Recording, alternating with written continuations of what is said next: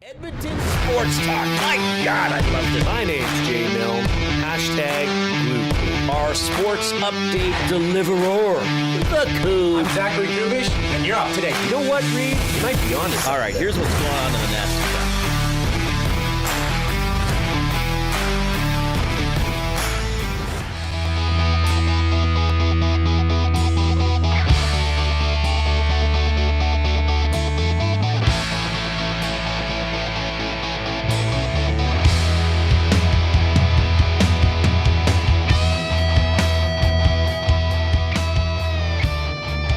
Oh, we are going to run wild on you this afternoon.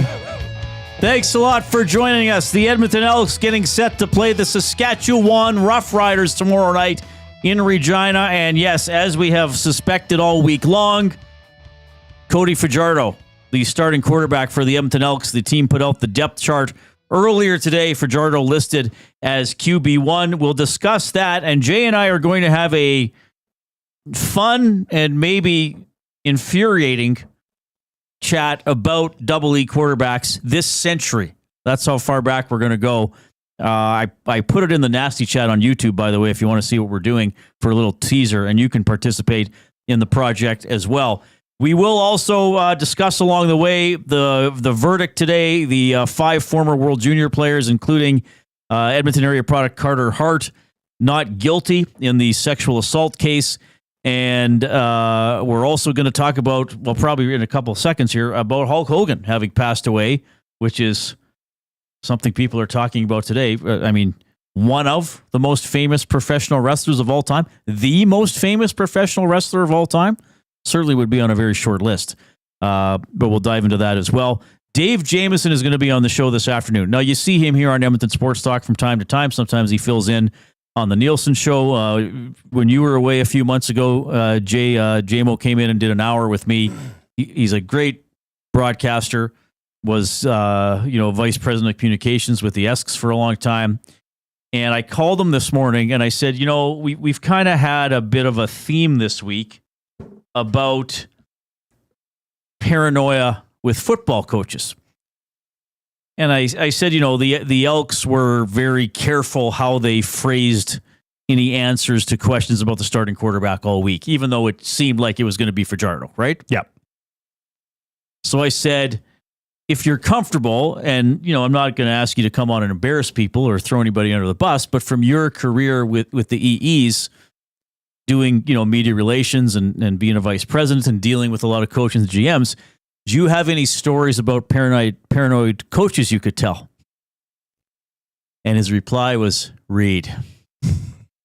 I knew it soon in that the way he had said my name that, this could be good. He said, Reid, that's a tap-in putt for me. So I think we'll get some entertaining comments from Mr. Jamieson. Our Pasta Pantry Athlete of the Week, I got to admit, Jason Milne does. Actually, the longer we work together, the more of the work you do for this show. I don't know if you've noticed that. Well, that's probably how it should be. I'm learning. Well, you're lining up the Athlete of the Week. Give us a quick teaser on the Athlete of the Week for the Pasta Pantry.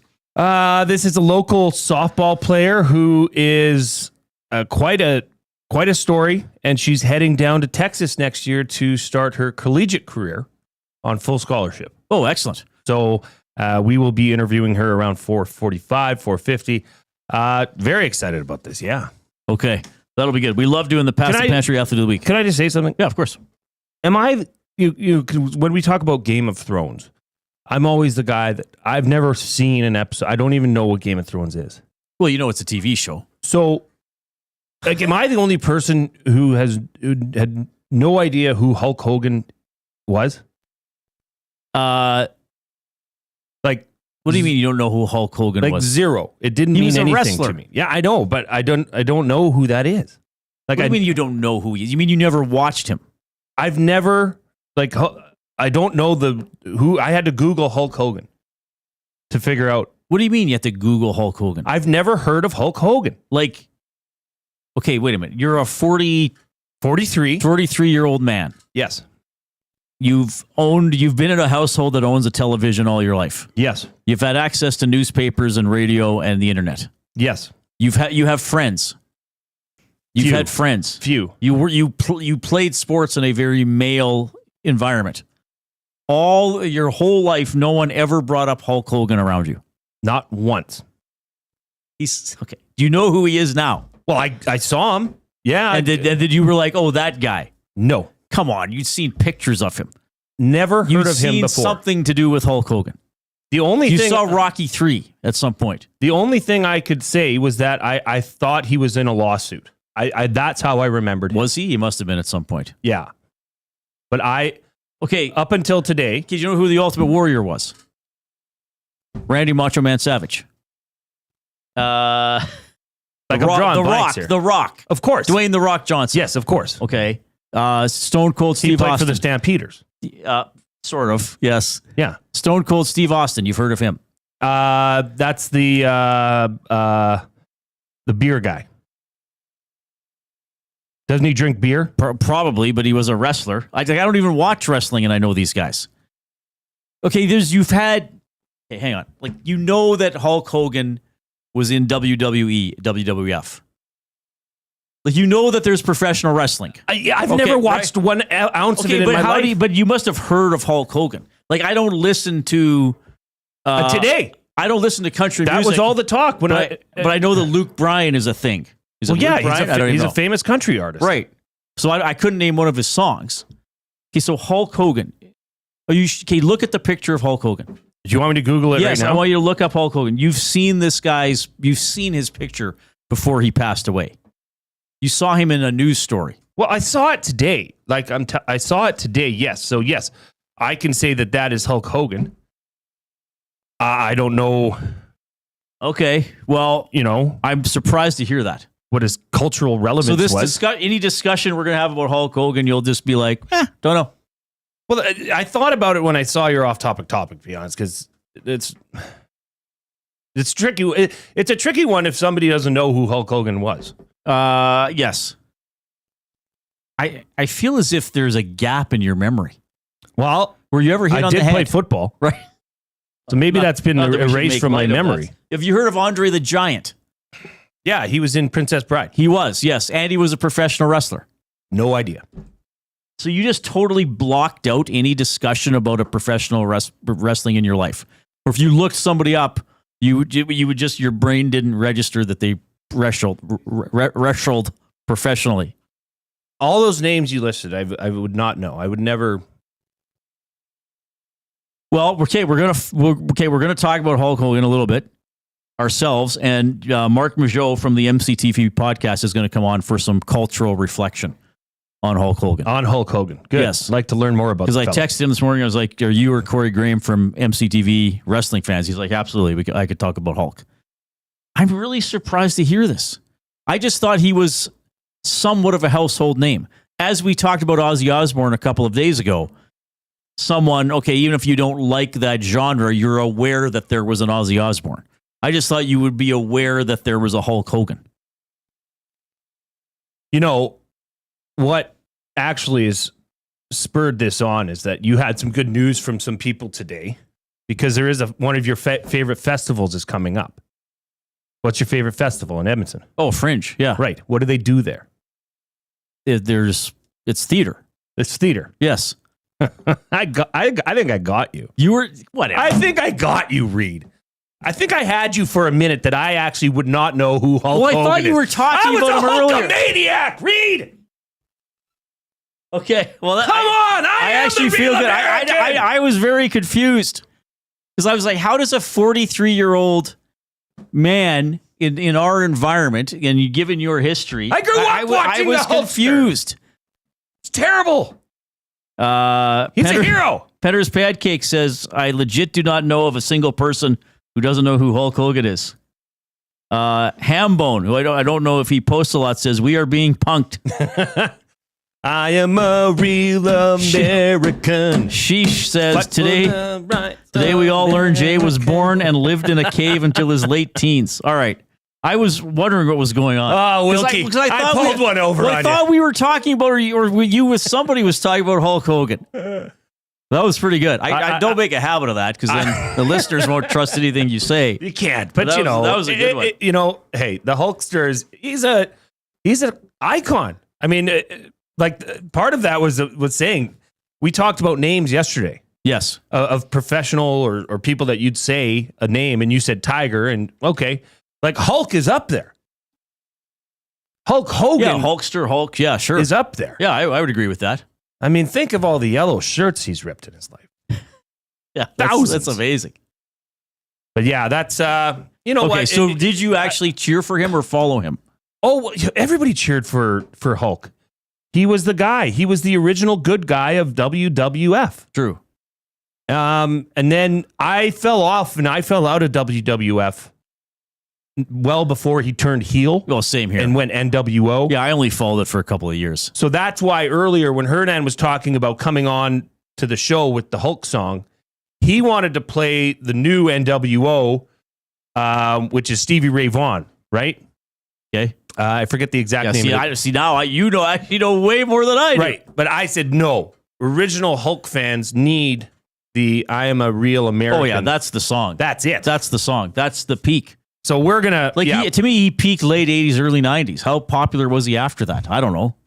Dude, he was still popular. Like, I mean, he's still... and that's the thing. Like, I think the WWF, WWE family, he's one step below Vince McMahon. I mean, he's what propelled WWF into superstardom. Would you not say? I would say, well, I said that on the noon show. I did 2 Guys on a Goalie today. And in my mind, maybe him and maybe Andre the Giant of that era, from what I know, sort of lifted up professional wrestling. You know how when we talk about the NBA, well, thank God, Jordan and Bird came along. Who knows what they would have made, or I'm not sure, Magic and Bird, sure. And then Jordan. Who knows what professional wrestling would have been? Like maybe they'd still be doing things in smoky bars in front of 200 people and hitting each other with pool cues as opposed to playing football stadiums. I don't know. Yeah. Did you watch McMahon? Have you watched that? I wouldn't be interested in that. Yeah. So now we're finding out you're a much bigger wrestling fan than I am, and perhaps anybody else in the office. Well, they showed the change of how Hulk was with the WWF. Then he changed his stripes, and then he came back, and everybody's it's an interesting business, wrestling, because it's and of course, like I was the kid that thought wrestling was real. Until what age? Oh, like 8 or 9, right? I was afraid you're going to be like 41. 41 last year. So I watched that doc. The Gager pulled me aside. But even when you know that it is theater, it's still entertaining. People get swept up into it. I mean, you see the crowd reaction and the whole thing they do with the entrance music and all the stuff that happens outside the ring with the drama and the guys betraying each other and all that kind of stuff. It is kind of its own world. I'm not really that into it anymore. I've known some people over the year. I mean, 2 former colleagues at Ched, Dave Campbell and Kellen Kennedy were, like I said, at noon, Kellen went to WrestleMania at least twice that I can remember and did the whole thing. And they'd have what were they called? The dark matches, like the ones that weren't on TV. So when you have the ticket, you get to see all of them, and he's all involved in the hype around it. Yukon Jack was in our office today. Yeah. Huge wrestling fan. Oh, is he okay? I never talked to him that much about it. Huge. Yeah. He's all over that. All right. So this will be our off-topic topic. Besides giving Jay credit for that performance. For William Huff, since 1952, William Huff has provided industry-leading advertising solutions for thousands of valued clients. Their unparalleled customer service, combined with decades of industry expertise and a desire to make every job the very best it can be, is what they call the William Huff Advantage. Visit their website at williamhuff.com or give them a shout, 780-454-4536. So you'd heard of all the other wrestlers I'd listed off, too. Everyone. Ultimate Warrior. Who else? Well, I mean, I didn't know where to start with my list. So who's your favorite wrestler of all time? That's the off-topic topic, and why? Bret the Hitman Hart. Or maybe a story about meeting them or seeing a performance, some sort of wrestling thing. Bret the Hitman Hart. And Canadian. The sharpshooter. Canadian. He made pink and mirrored sunglasses really cool. Right. He was the guy, right? And he was kind of as a outwardly Canadian, not afraid to be Canadian. Obviously, the Hart family originated in their crazy basement in Calgary, Right. where all of those wrestlers came You through. know way more than I do. I like wrestling. I think you're still following it. I don't. That's the truth. Then I got to go to He has a list, everybody. I didn't even have anybody. a fella by the name of James Edward Duggan Jr. Oh, AKA Hacksaw Jim he Duggan. Had didn't he walk around with the, was it a 2x4? 2x4. Yeah. That was great. He had the 3-point stance that he'd come at you and his finishing move, and then he'd clothesline you Oh, right. because he was actually I was watching a bit in that. he was era. an NCAA football player. Well, I didn't know that. He got a degree in I think animal science or plant science. Oh, wow. Like smart dude. Then I got to go to Jake the Snake Roberts, and is Python? Damien. Oh, you even know the name of the snake. Then Ted DiBiase, the $1 million man. Yes. And his ring man was Virgil, who we've since discovered was probably way offside. Oh, was he? Yeah. Okay. See, this is... Virgil wouldn't play in that role today. That's for sure. Oh, okay. It was, times were different. I Let's better just look say up that. what he did. Yeah. Okay. Well, you're extremely schooled in wrestling. With the old school wrestling, where they had the little ring and they had the plastic figurines that you could wrestle. Oh, you played with along. people. Oh yeah, I mean, Andre the Giant. That might have to be one of the best matches of the Hulk's career. Did the Hulk pick him up? Was that The the Hulk thing? body The Hulk slam. He was the first person to pick up. He was the first person earlier in the match. Or was it Earthquake? He was the first person to pick up. No, that was Andre the Giant. Didn't he have a feud with Earthquake as well? Maybe, or was it Typhoon? Oh, Maybe they were the there a- natural disaster. I That was remember their tag Earthquake team. was a very large gentleman. I thought there was an Earthquake. So that was the year I watched, around 1990 for a couple of years when Ultimate Warrior was coming up. Mex's favorite, Shawn Michaels, Kurt Angle, The Rock. Brett says Eddie Guerrero, Hambone, Bret Hart, Stone Cold, The Rock, Hacksaw Jim Duggan.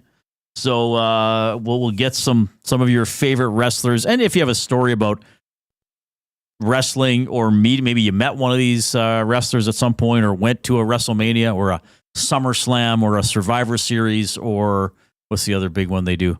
WrestleMania. Oh, WrestleMania. Did I say WrestleMania? WrestleMania is a big one. There's WrestleMania, SummerSlam, Survivor Series. Don't they have another Isn't there a pay-per-view? King of the Ring? Maybe. What, Coop? Speak up. Can't hear you, young man. SmackDown versus Raw. I was kind of thinking out loud. okay. I don't know. I don't know. If Yeah, that's that was still a thing. after I came along. Or that was after that came along after I was watching it. I don't know about the I don't Raw. know where that came from. Your whole Hulk Hogan thing. That was amazing. I was like, what is going? Well, as people know, I'm often confused on the air, but that was next level. Smitty the Welder says Ultimate Warrior. Ultimate Warrior was He was incredible. quite a person, and so that's when I was watching when Ultimate Warrior was popular and was equaling, almost equaling Hogan's popularity, and they fought at Skydome. And Rocky Man. Randy Savage. Oh, Rocky Man. Macho Man Randy Savage. That's great. He was an interesting cat out of the ring, apparently, as well. Who's that? Macho Man Randy Savage. Oh yeah, I think the Royal Rumble's the other thing. Do you know I was that thinking of. Macho Man Randy Savage was quite an accomplished baseball player? Like he was drafted. Oh, I didn't know that. Yeah. By who?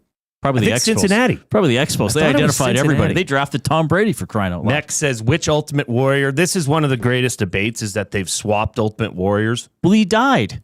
The original?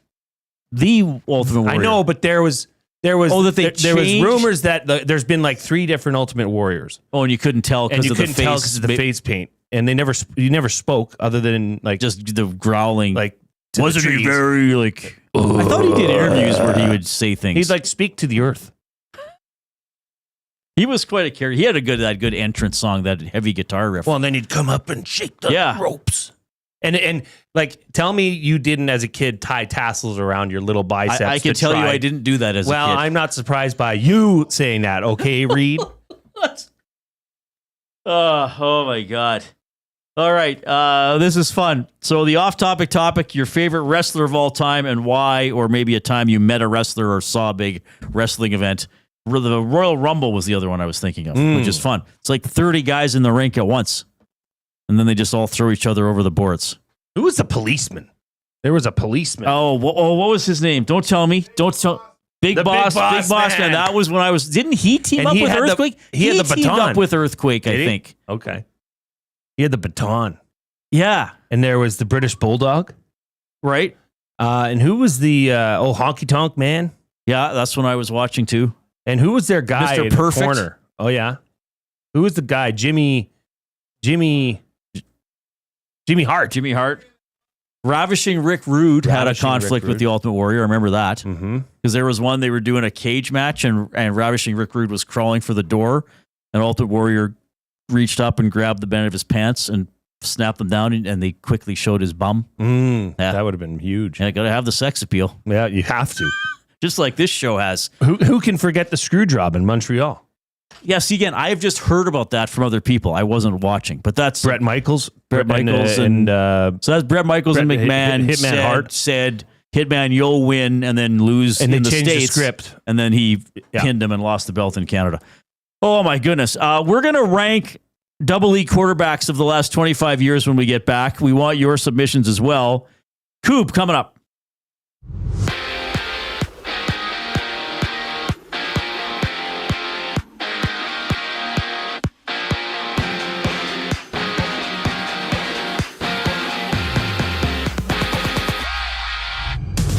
Michael McLeod, Cal Foote, Carter Hart, Dylan Dubé, and Alex Formanton have all been found not guilty of sexual assault. The investigation opened up more than 7 years ago surrounding an incident involving the 5 players when they were part of Team Canada's World Junior Championship team in 2018. Meanwhile, the Elks have named Cody Fajardo the starter for tomorrow's game against the Riders. Fajardo having yet to start for the Elks or face the Riders in his career elsewhere. In Calgary, the Stamps and Alouettes kick off. Montreal 4-2. Calgary first in the West at 5-1. It's McLeod, Bethel, Thompson, QB1 for the Owls. Vernon Adams Jr. taking snaps for the Stamps. Out east, the Jays and Tigers go at it. For the first of 4 games, Eric Lauer gets the ball for Toronto. First pitch at 4:40. Toronto holding first in the AL East 4 games over the Yankees, while Detroit is first in the AL Central, 8.5 games above the Guardians. For the Riverhawks, they finish their series against the Apple Sox. EST's got coverage of the full game on any of EST's audio streams. Tune in at 7:35. This sports update is brought to you by Paramount Flooring, proudly serving Edmonton and area for over 30 years. Their West End showroom is open 7 days a week. You can shop online at paramountflooring.ca. More Elks discussion brings us back on the other side of the break. I'm Zachary Kubish, keeping you in the loop. 2 guys and a goalie. I think for McDavid, I have to go with Quicksilver. Quicksilver. Wow. Okay. Marvel character, runs extremely fast, can knock you out, can hit you when you least expect it or hurt you when you least expect it because you don't know he's coming, even though I guess teams know. But yeah, I had to do something speed related. Okay. So I'm going to do Quicksilver. 2 guys and a goalie, presented by GS Construction. Tuesday and Thursday afternoons at noon, only on Edmonton Sports Talk, your clear choice for Edmonton sports. Win a trip to Osheaga with the Banquet and Aperol. We're sending one lucky guest to Montreal with flights, hotel, and 2 tickets to one of Canada's hottest music festivals. Enter by July 26. Details in store or on the Banquet app. Get real. Play hard. GCL Diesel has been serving oil country since 1972. From diesel cars to SUVs to pickups. From farm tractors to school buses to a big rig. From diesel generators to forklifts, GCL can test, troubleshoot, and repair all diesel fuel system components. Whether it's injectors, pumps, turbos, filters, or additive, GCL has the parts you need to keep your diesel running the way it should. For genuine diesel parts at wholesale prices, visit GCL Diesel in the West End or online at GCLDiesel.com. GCL Diesel. Diesel understood. Summer in Edmonton means 3 things: warm weather, long nights, and plenty of sports. From the lake to the links, you can boost your summer fun with hundreds of casino games, live betting on your favorite sports teams, and access to popular lotteries. All in one app, anywhere in the province. Download the Play Alberta app today and deposit $20 or more with promo code YAG50 to claim a $50 free bet. That's promo code YAG50 for a $50 free bet on us. Redeemable once per Play Alberta account. Remember, if you gamble, please use your game sense. Tonight on Will It Store, 1 man, 6 bikes, and all the winter decorations still boxed up in the garage. Don't be that guy. Make space for summer with Sentinel Storage. Try 4 weeks free at sentinelstorage.ca.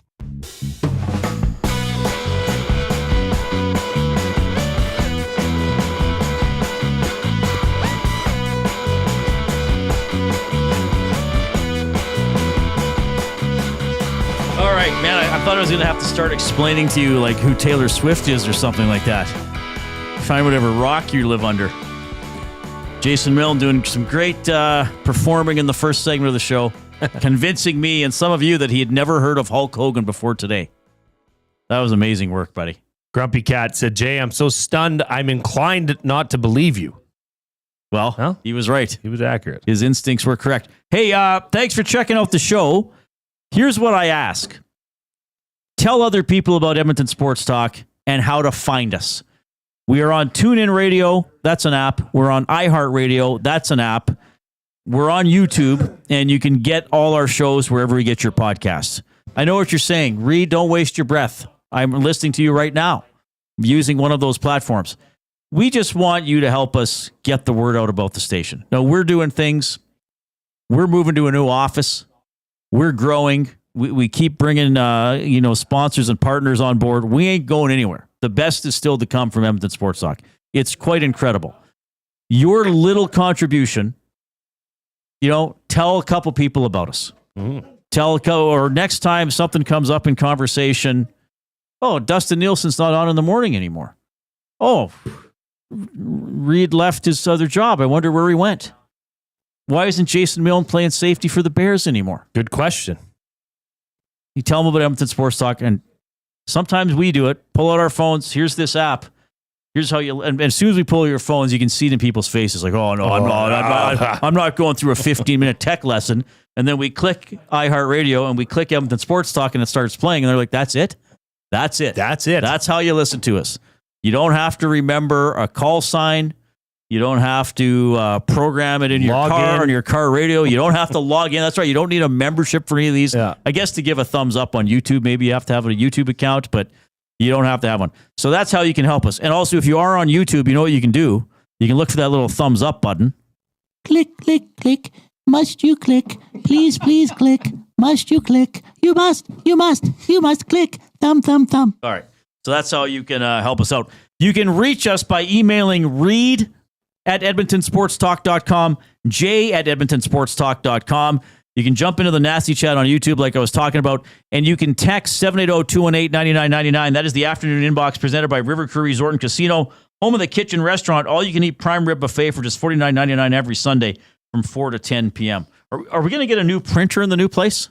I believe so. Because I have some colored font that I use to help separate the sections when I read stuff, and some days it doesn't show up the color that it should. That's problematic. So that's a little problematic, but it's okay. All right, so Cody Fajardo is going to start at quarterback for the Edmonton Elks tomorrow in Saskatchewan. By the way, 6 o'clock tomorrow night, Jason Milne, Matthew Wannock, the Green and Gold kickoff show. They're on after the game for the Green and Gold post-game show. So as usual, we have you completely covered on how the Elks are doing. So I texted Jay this morning. I said, let's rank all the Elks starting quarterbacks since 2000. And then we printed up a list, and we were like, okay, you know what? We're not going to rank Stefan LaForce, who played 5 games. We're not going to rank Logan Kilgore, who played 5 games and is most famous for perhaps biting his tongue and bleeding. We're not going to rank Arbuckle, who started 3. We're not going to rank Jarrett Dagey, who played 1. Or Zabransky. Or LaForce, because those were all half a dozen games or fewer, right? So here are the guys we are going to rank. There's 11 of them. Stephen Giles, Nealon Green, Jason Moss, Ricky Ray, Kerry Joseph, Matt Nichols, Mike Riley, Trevor Harris, Taylor Cornelius, McLeod Bethel Thompson, and Trey Ford. Yep. And we want to hear your ranking. Maybe you just want to give us your top 3 or your first and last guy, or something like that, okay? But we're going to do this. So this is the last 25 years. And I think perhaps as we dive into this list, we'll come to understand why the Elks, double E, whatever, are not the franchise they were in the 70s, 80s, and 90s. Yeah. All right, last place. One thing we didn't ask each other. Oh, no. We're not putting Cody Fajardo on this list? No, because he hasn't played a game for as an Elk. He's played 5 games this year. But he hasn't appeared in all 5 games, and he has not started. We're doing starters. Plus, because he'd be up the list. Well, he might be. We might after tomorrow. He might be. I can also tell you that this is our afternoon debate. fall in for flavor and fairways. Edmonton Garrison Memorial Golf Club, open to the public with Twilight golf specials that go easy on your wallet, and wings so good they should be on parade. Hit the course, crush some wings, and soak in the sunset. Visit egmgolf.com, egmgolf.com to book your round today, the afternoon debate. All right, so we have 11 quarterbacks since 2000. We didn't include 2000, basically. Well, Crowley only played 3 games. So 11 quarterbacks this century who we say have played enough to be evaluated, judging their performance as a member of the EEs, right? Yep. Who do you have in last place, Jay? Taylor Cornelius. How come? Taylor Cornelius just didn't fit here. He was incredibly difficult to watch. I feel like more of his pass attempts were located below the knees than above. It was hard to watch. Now, gifted athlete, he could run. He was a better runner than most would have given him credit for, but it was just not a good fit. He had a hard time throwing the ball, and in the CFL, if you cannot do that, it's troubling. Okay. So number 11, Taylor Cornelius. And I'm going to go a different direction. I'm going to put last on this list a gentleman who was involved in one of the most significant trades in, I would say, Edmonton sports history. Stephen Giles. Now, I realize why Cornelius would be the popular choice. He, like you identified some of the problems. He wasn't accurate. He just couldn't move the ball. He was the quarterback that was got shut out a couple times against the BC Lions a couple of years ago. But when I look back to the 9 games Stephen Giles played in 2012, I just remember a lot of inaccurate passes and a player who didn't inspire a lot of confidence and who didn't play with a lot of jam. Yeah. I will say this for Taylor Cornelius. He would not go away. And he had a couple of decent games. He took some big hits. He could run a little bit. I think, I know maybe this isn't directly part of the evaluation. I would have loved to see Taylor Cornelius with a competent offensive coordinator. True. Stephen Giles was supposed to come in here and be at least an adequate replacement for Ricky Ray. He was not. I don't think he had the personality to be a strong leader of the offense. So I'm actually putting Stephen Giles in our last place, 11th place. And who was he traded for? For Ray. Yeah. Right. So, yeah, he came in a tough situation, but he just never really embraced it. And he wound up kind of getting replaced by Kerry Joseph. So in 2012, Giles started 9 games. Nichols started 2. Joseph started 7, and Joseph started the playoff game they had that year. So it shows you what happened. Well, I had Stephen Giles at 10. And I have Cornelius at 10. Oh, look at us. So we have the bottom 2, but we just have them reversed. Okay, that's fun. So what are your thoughts on Giles? Or perhaps he's not even memorable. Really unmemorable. The most memorable thing about him is the trade, right? I guess a lot of hype and no recourse. I think he thought he was better than the CFL, and he got punched in the face and went away pretty quickly. Yeah. So somewhat of a blip on the last 20 years, but definitely noted he was involved in that. 9? You want me to go first? Yeah. Trey Ford.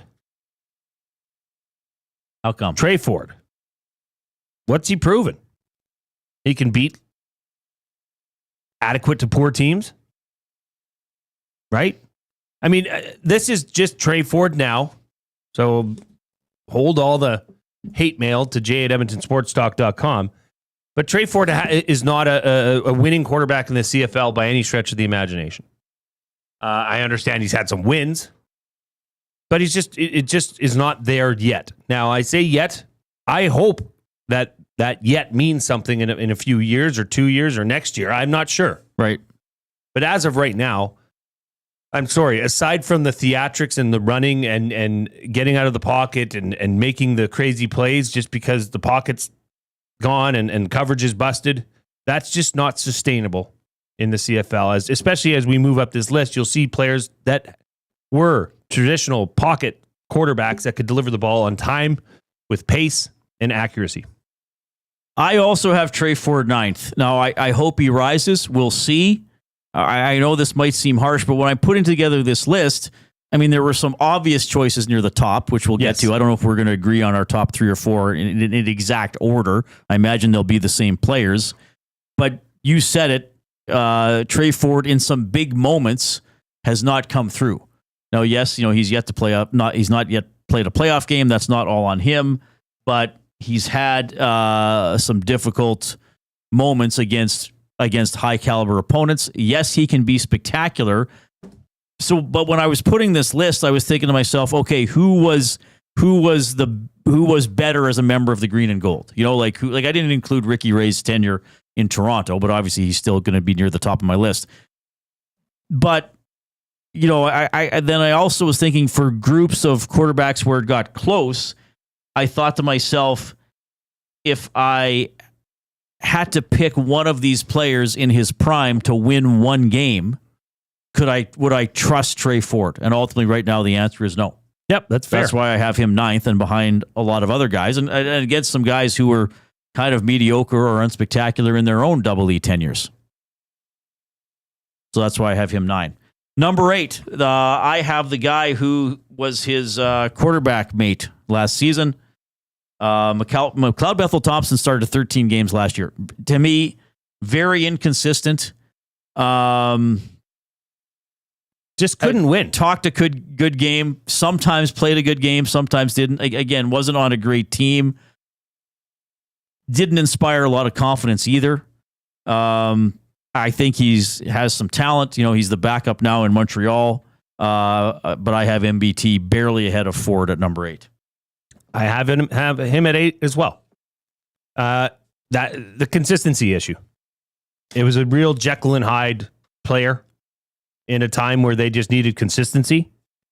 And let's face it, McLeod Bethel Thompson is not necessarily, he was paid like he was a number 1 proven CFL quarterback, but aside from the one season he had with Toronto, he hasn't really been doing that much. True. So, yeah. There's just better players above him. And on to number 7, I had Kerry Joseph here. Okay, well, so we're pretty close so far. I also have Kerry Joseph.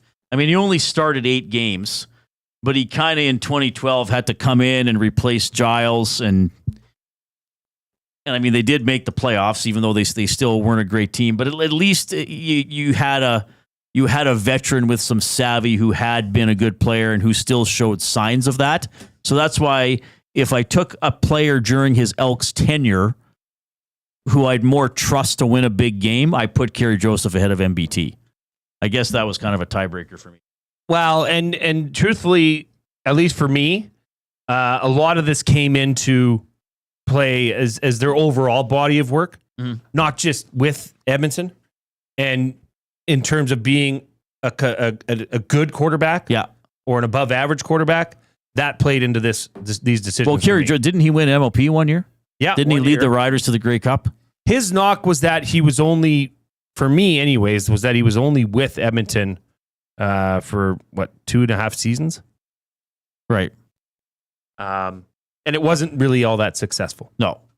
All right, so we have the same bottom 5, not exactly the same order, but pretty close. We'll do the top 6 in the next segment. We would love to hear yours as well. We're ranking the 11 Elks quarterbacks since 2001. So the guys who's played basically, 8 games or more, if you started with Kerry Joseph playing 7 in the regular season and 1 in the playoffs. We'll see if we have the same guy at the top. I think it's between 2 for that. You can give us your list or your top 3 or your bottom. Like somebody put in the nasty chat, she says MBT, the worst quarterback. Okay, fair enough. 780-218-9999, the River Cree Resort and Casino inbox. We also have Jay's Play of the Day coming up. Here's the Coop.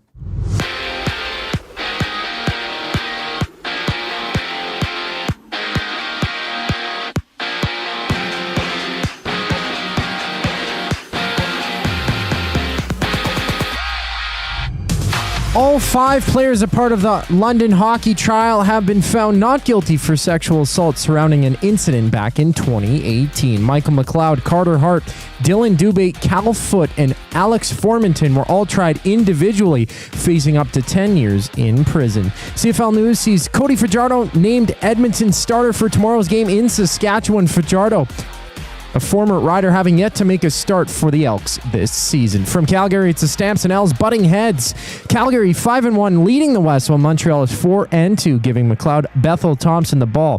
Kickoff at 7 o'clock. For the Jays, they meet the Tigers for the first of 4 games. Toronto leads the AL East, beating the second-place Yankees 8-4 last night, extending their division lead to 4 games, while Detroit is up 8.5 games over the Guardians. Jays naming Eric Lauer the starter with first pitch at 4:40. Riverhawks also play. They're in action against the Apple Sox. Listen to the full game on any of EST's audio streams. Action starts just after 7:30. This sports update is brought to you by Windsor Plywood Leduc, locally owned and operated, serving Leduc and surrounding areas since '93. They have doors, flooring, baseboards, and of course, plywood.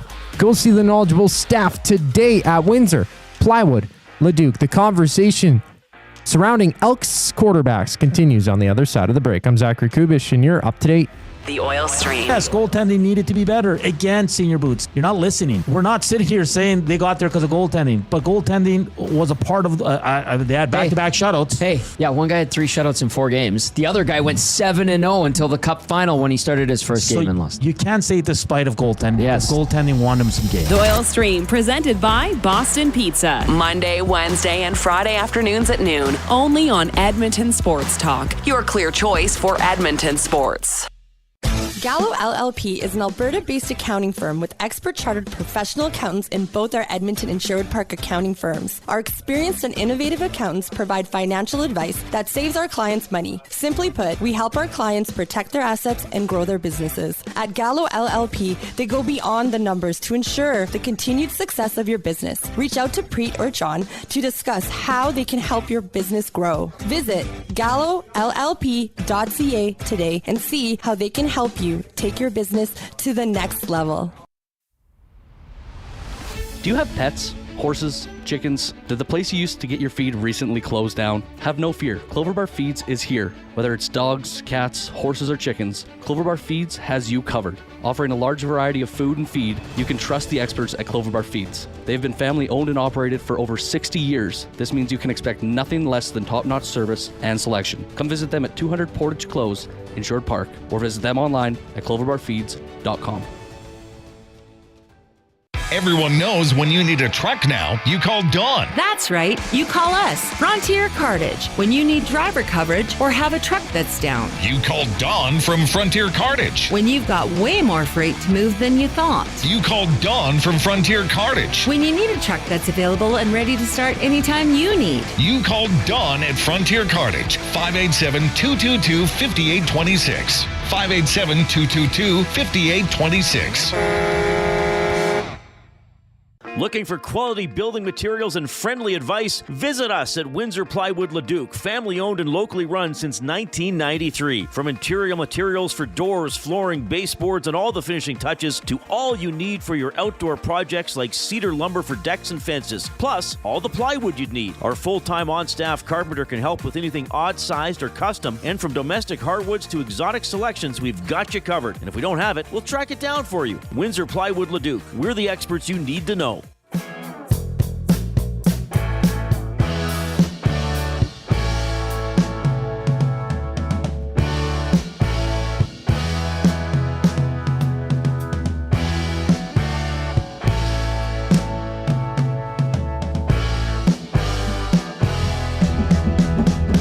Well, hello, you beautiful nasties. Hope you're having a great afternoon along with Jason Milne. I'm Reid Wilkins. We are coming to you from the Banquet Studio. Oh, I didn't bring my sheet. Thank goodness I have it on the computer. Dave Jamieson is going to join us at the top of the hour. Dave, a great storyteller, great guy, great friend of EST.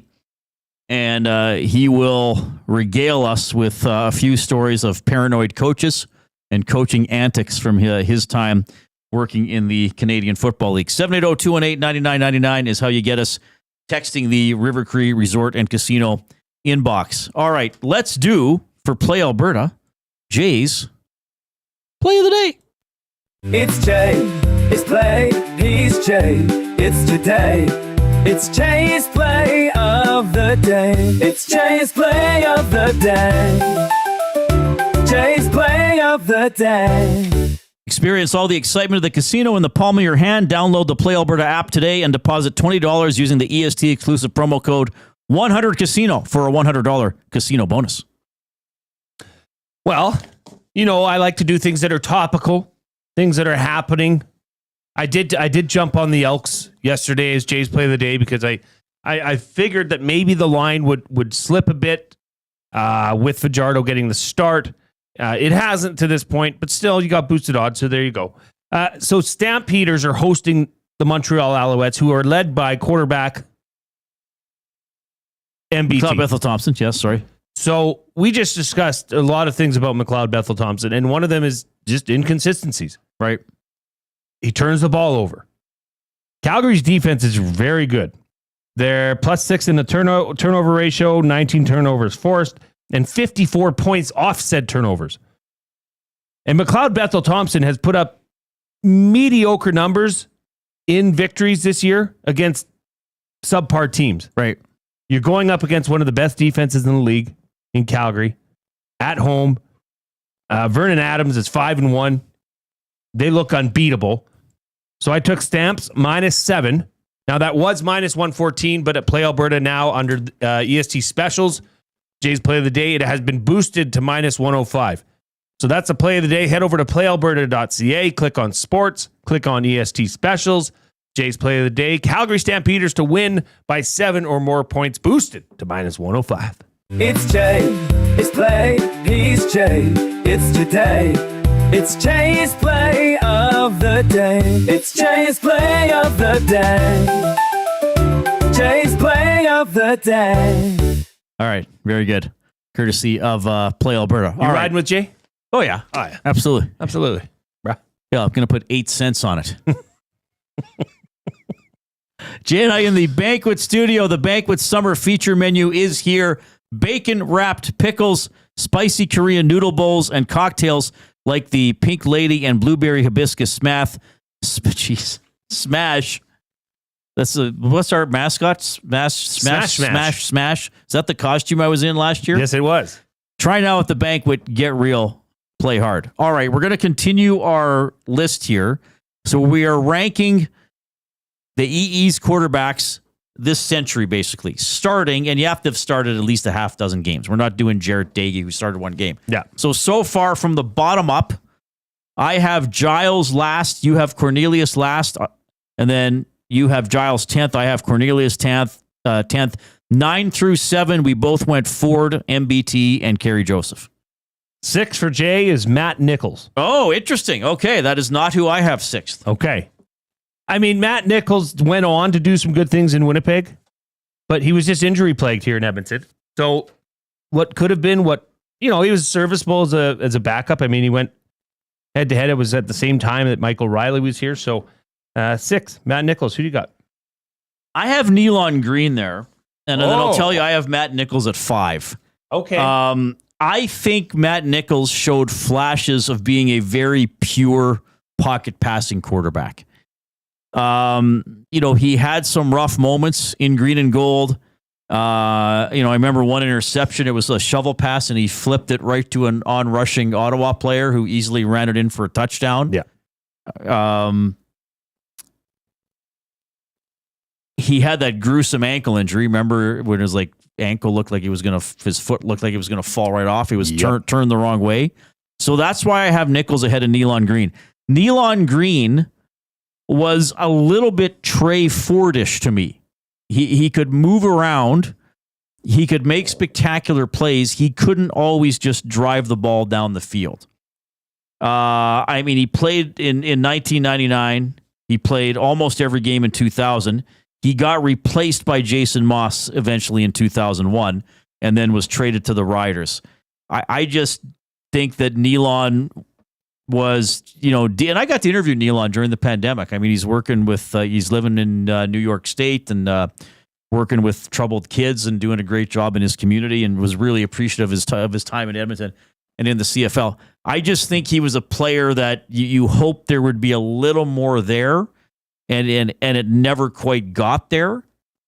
And maybe you could say the same thing about Nichols, but I guess my tiebreaker is that if I had the exact same offense and I had to pick either Nichols or Green to win one game, I would take Nichols. Just because I think he could run the offense and engineer consistent drives better than Nealon. Like, it's maybe Nealon's high end was higher, but it's like we've been saying about Ford.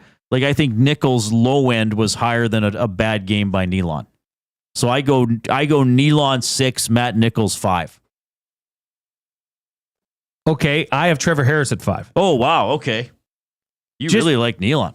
I was not a big fan of Trevor Harris when he was here. He's not the same Trevor Harris that you see now. At least in my opinion. He wasn't as consistent and as dangerous with his arm as he is now. He's matured quite a bit. He was a little bit chaotic, in my opinion, was Trevor Harris. So I have Trevor Harris at 5, and then I have Nealon Green at 4. Okay. Nealon Green still had some pretty good years with the Edmonton, it was the Eskimos at that point. And I just like the way Nealon Green looked. He always wore that mirrored visor. Right. He looked badass, man. That's right. Number 15, I loved the way Nealon Green looked. I liked that was the first, maybe it's a little biased because Tracy Ham's one of my all-time favorite Eskimos. And Nealon Green reminded me a bit of Tracy Ham. So I do admit some bias towards Nealon Green here. And I mean, he went on to have some success with Saskatchewan. But he was in the West semifinal with Edmonton. They were down, and then remember that he brought him back. It was a tight game. It ended up 34-32 for BC. That was with Nealon Green. So he was capable of leading drives. But yeah, so Trevor Harris at 5, Nealon Green at 4 for me. All right, and I'm going to have Trevor Harris at 4. So we have the same quarterbacks 4 through 6, but we have them all in different spots. I go Trevor Harris at 4. He wasn't here very long.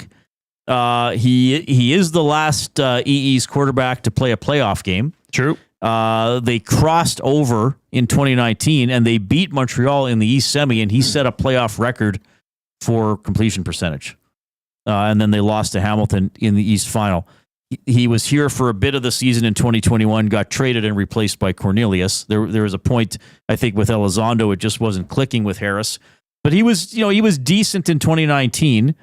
And again, I think if it came down to you need a guy for a one-game scenario, I would take him over Nichols and Green. Now, maybe I'm looking at his overall career instead of just his time in green and gold. But I thought he was still a decent quarterback.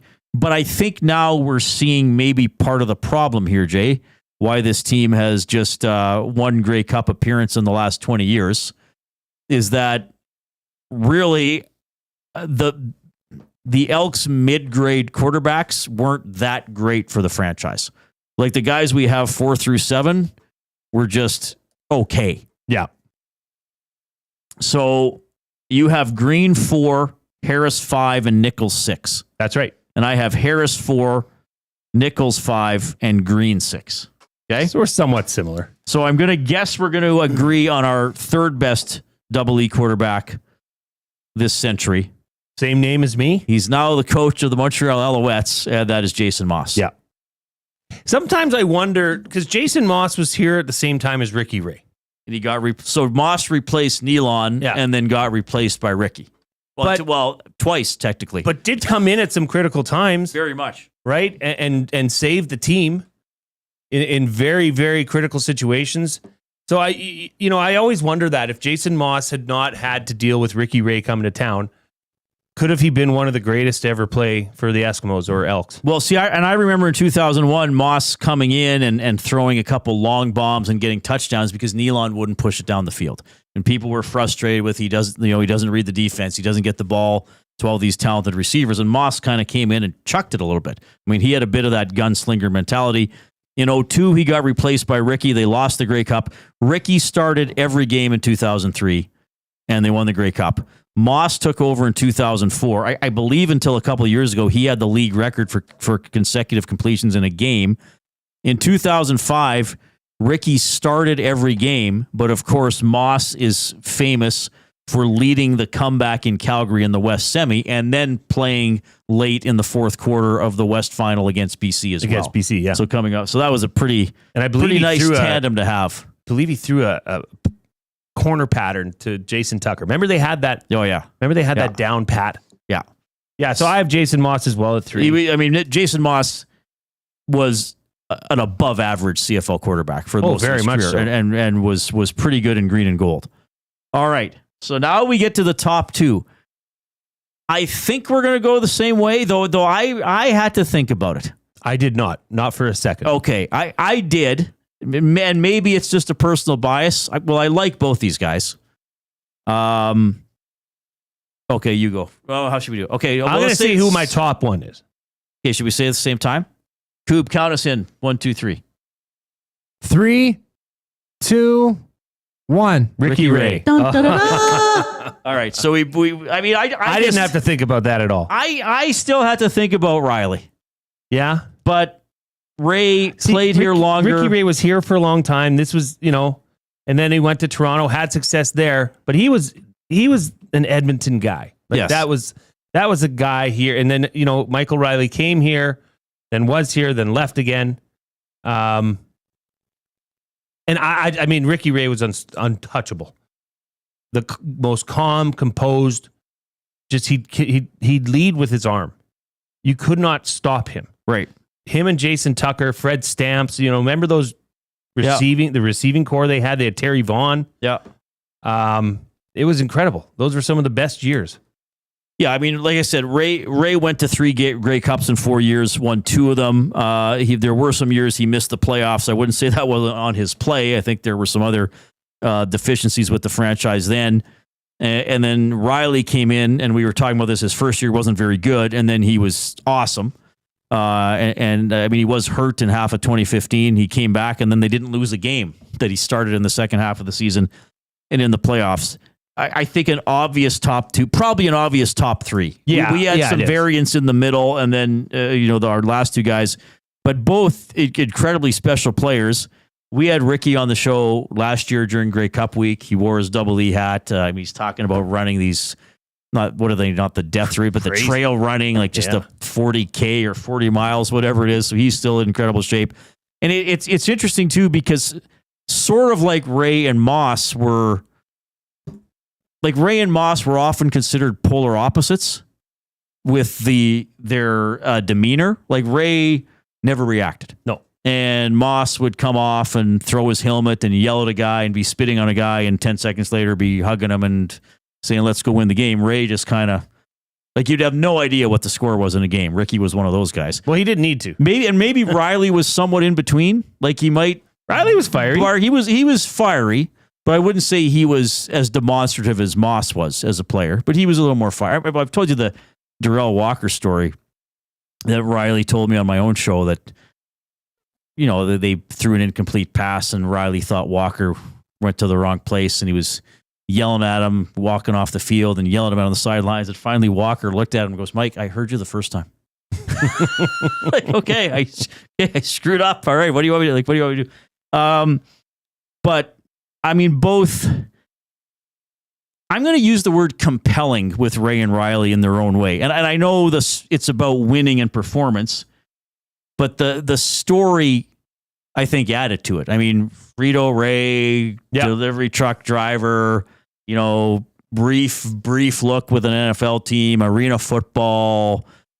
Even when he started playing for the Esks, I was like, who is this guy? Yeah. Like, what are you talking about? And then, his first start against the Lions, he's incredible. And then Riley, in his own way, traded here from BC. Okay, are we getting a good player? Well, Buono likes him, so I guess he's going to be good. And then they're not very good his first year. And then, but you can see some flashes. And then just completely was the alpha of the team. Yep. And you've heard Tom Gazzola and I having this chat. I mean, to me in 2015, the best athlete in the city. Like Connor wasn't quite here yet, or he was just in his rookie year. I mean, Paul, Eberle, Nuge, like I know the hockey players are bigger, but to me, Mike should have been the poster boy for Edmonton sports in that era. I don't know if it'll ever work out that way again with a football player. And as somebody said in the Nasty Chat, he could grow a great beard. I mean, let's face it, Mike's appearance didn't hurt the marketing with female football fans either. Attractive man. So, yeah. It's true. He had some interesting swagger as well. Wore the hats, remember? The what are they, fedoras? Yeah, and he had that top hat the one time he wore. So, but we both go way ahead of Riley, just the longevity and an extra championship, I guess. Yep. Pretty good. That's a good list. Pretty good top two to choose from. Dave in Section T says, good on you for remembering some very forgettable QBs at the bottom half of that list. Dry-Fly Mustache Guy. Checking in. Nice. He says, another day full of rain. It's beginning to drive me insane. Oh, this is a limerick. It's a limerick. Holy smokes. Dry-Fly. I don't know if we've ever had... Dry-Fly's become a real... I bet you he's got pretty some good appealing input. himself, yeah. I bet you he's an attractive man with these limericks. Another day full of rain. It's beginning to drive me insane. My dry flies are wet. However, I don't fret, as tomorrow I'll be back again. Well done. Pretty good. Dry fly. All right. Dave Jamieson with stories of paranoid coaches or coaches doing kind of unusual stuff. 4 o'clock break first. The Lock Shop. This was the year that nobody thought they were capable of doing anything. Their win total was 78.5. Yeah, all Jays fans handed their fandom card at the start of the season. They weren't even getting excited. I'm glad Jays fans are jumping on the bandwagon again. That being said, but anyone that cheers for the Yankees, it's like cheering for the house in blackjack. It is nice to see. It is nice to see the people get a few wins against the house. The Lock Shop, weekday mornings at 11, only on Edmonton Sports Talk. Your clear choice for Edmonton sports. If you aren't wearing a Connect belt, what are you waiting for? A one-size-fits-all belt with a smooth, hole-free track system makes it adjustable for the perfect fit. With fully customizable options, you can choose your belt color, material, and buckle to suit your style. 100% Canadian-owned and operated, Connect belts are designed for work, everyday wear, and even a round of golf. Check out the large selection of men's and women's styles at www.knktbelts.com. Connect belts, the perfect fit every time. Your home for live music and great performances is the River Cree Resort and Casino. Don't miss award-winning platinum country artist Jake Owen at the River Cree Resort and Casino, August 15th.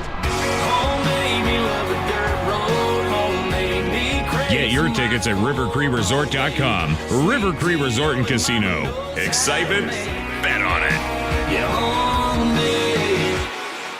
The Canadian Brewhouse is turning up the flavor this summer with our new summer feature menu. Try our jerk chicken skewers, Cajun shrimp tostadas, and street corn salsa. Bold bites made for patio season. Get them while it's hot. The Canadian Brewhouse. Our house is your house. You've heard the name, but what does it mean? For over 66 years, William Huff Advertising has supplied signage from screen printing to digital to LED with design, production, and install in-house. It's a one-stop shop for all your signage needs. Edmonton owned and operated, William Huff has been trusted by the biggest companies and teams in the City of Champions and many others across the country to do the job. If you're looking for a way to get the word out about your company or event, they are the answer. Go to www.williamhuff.com. Their results speak for themselves.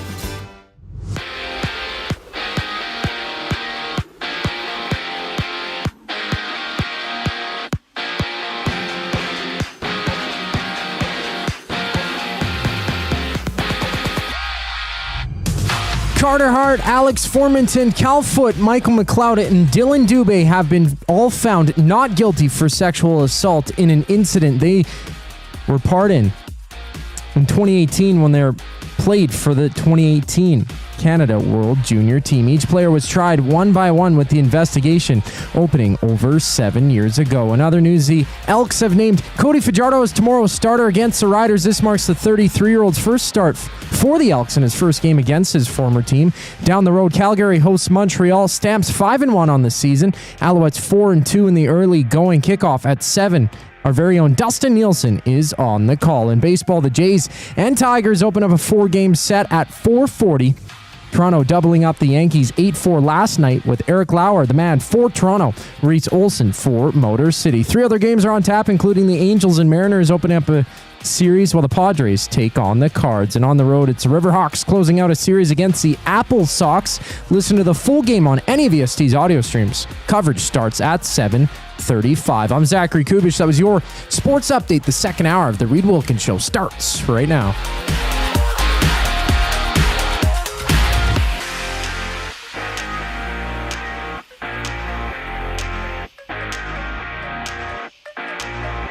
Must you click? Click. Thumb. Must you click? Thumb, thumb, thumb. Click, click. Thumb, thumb. The Thumb Click Remix. If you're watching on YouTube and you haven't done it already, hit the like button, give us a thumbs up. We try to get to 100 every show. Share the link with other people. Encourage them to check us out. Elks Riders tomorrow. We'll have the Green and Gold kickoff show at 6 with Jason Milne and Matthew Awadek. We just had fun ranking your Double E quarterbacks of the last 25 years. We both have Ricky Ray on top, edging out Mike Riley. I think most people would have that pretty much an obvious number 2. We may discuss that and who knows what else with our next guest. He's our weekly connection for Connect Belt, who will help you simplify your life.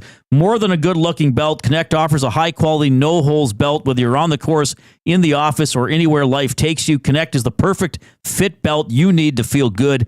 Get a Connect belt, support a 100% Canadian-owned company, owned and operated by U of A alumni. Scan the QR code for a special EST 20% discount. So if you're on YouTube, you can scan that QR code. And if you want to Google them, it's Connect, KNKT. Good slogan, knew nothing, kept trying. This guy knows a lot and seems to make it effortless. It's Dave Jamieson checking in. Hey, Dave. Hey, how are you guys? I came in on the tail end. I heard Ray and Riley, and I like where that was headed. You know, I'm sure you probably tossed his name around as well. Warren Moon. We only did back to 2000. Wow. Okay. Fair enough. Yeah. Yes. Okay. 2000. Well, that's my wheelhouse. I started in '98. So, okay. You missed David Archer. You missed. Yeah. I guess Nealon would get in there. So we ranked 11 guys. Like we left off Kilgore and Zabransky, some guys who didn't play a lot. Kevin so we Mason, ranked 11 guys. Yeah. So I had. We both had Ray Riley Moss 1, 2, 3. Okay. Jay had Cornelius at the bottom. I actually put Steven Giles at the bottom. Which version of Steven? The first one or the one we traded for? The one that started 9 games and did nothing and showed no confidence, I thought. And the Steven Giles we traded Ricky Ray for, and we got him and he had a partially torn rotator cuff. Yeah, that was one, unfortunately. Yeah. Hey, that was a good deal. Yeah, that was a great deal. I wonder what happened to that GM. Can you, before, we had a great chat this morning about some ideas that we could talk about, but who knows where we'll wind up going. But can you, I'm going to sound like an English teacher in high school. Can you compare and contrast the demeanors of Ricky Ray and Mike Riley? Because maybe a little bit different, but they both won. Ricky carried himself. There were times when I would look at Ricky and go, move your eyelids so I know you're alive. Because he was unflappable, as you saw on the field. But, I mean, he was painfully boring. There were times when I would just walk away and say, like, I don't have anything more to give, Ricky, and you're really dull. And we're good friends, and we've stayed in touch. And Jason would get so angry that one night in Hamilton we lost. He was upset with himself, so he ran home back to the hotel. And the bus, we passed him as he was charging down the street. And let me tell you, Hamilton late at night, seeing a bald-headed man wearing yellow shorts and a T-shirt running very fast. I don't think even in Hamilton that they would have stopped him. That's the kind of guy he was. And you worked with Mike too, didn't you? With Riley? No, but do you miss Riley? Okay. No, but I will share with I met him when he was in BC, but I was involved, as you know, Reid and Jay, with the 75 season celebration last year. And so we were thinking, okay, who is going to be, of all the, the star power there, who is going to speak to the crowd? We can't have everybody take the mic. And I mean, I'll claim this idea is let's have Mike Riley as the last Edmonton Eskimo quarterback to win a Grey Cup.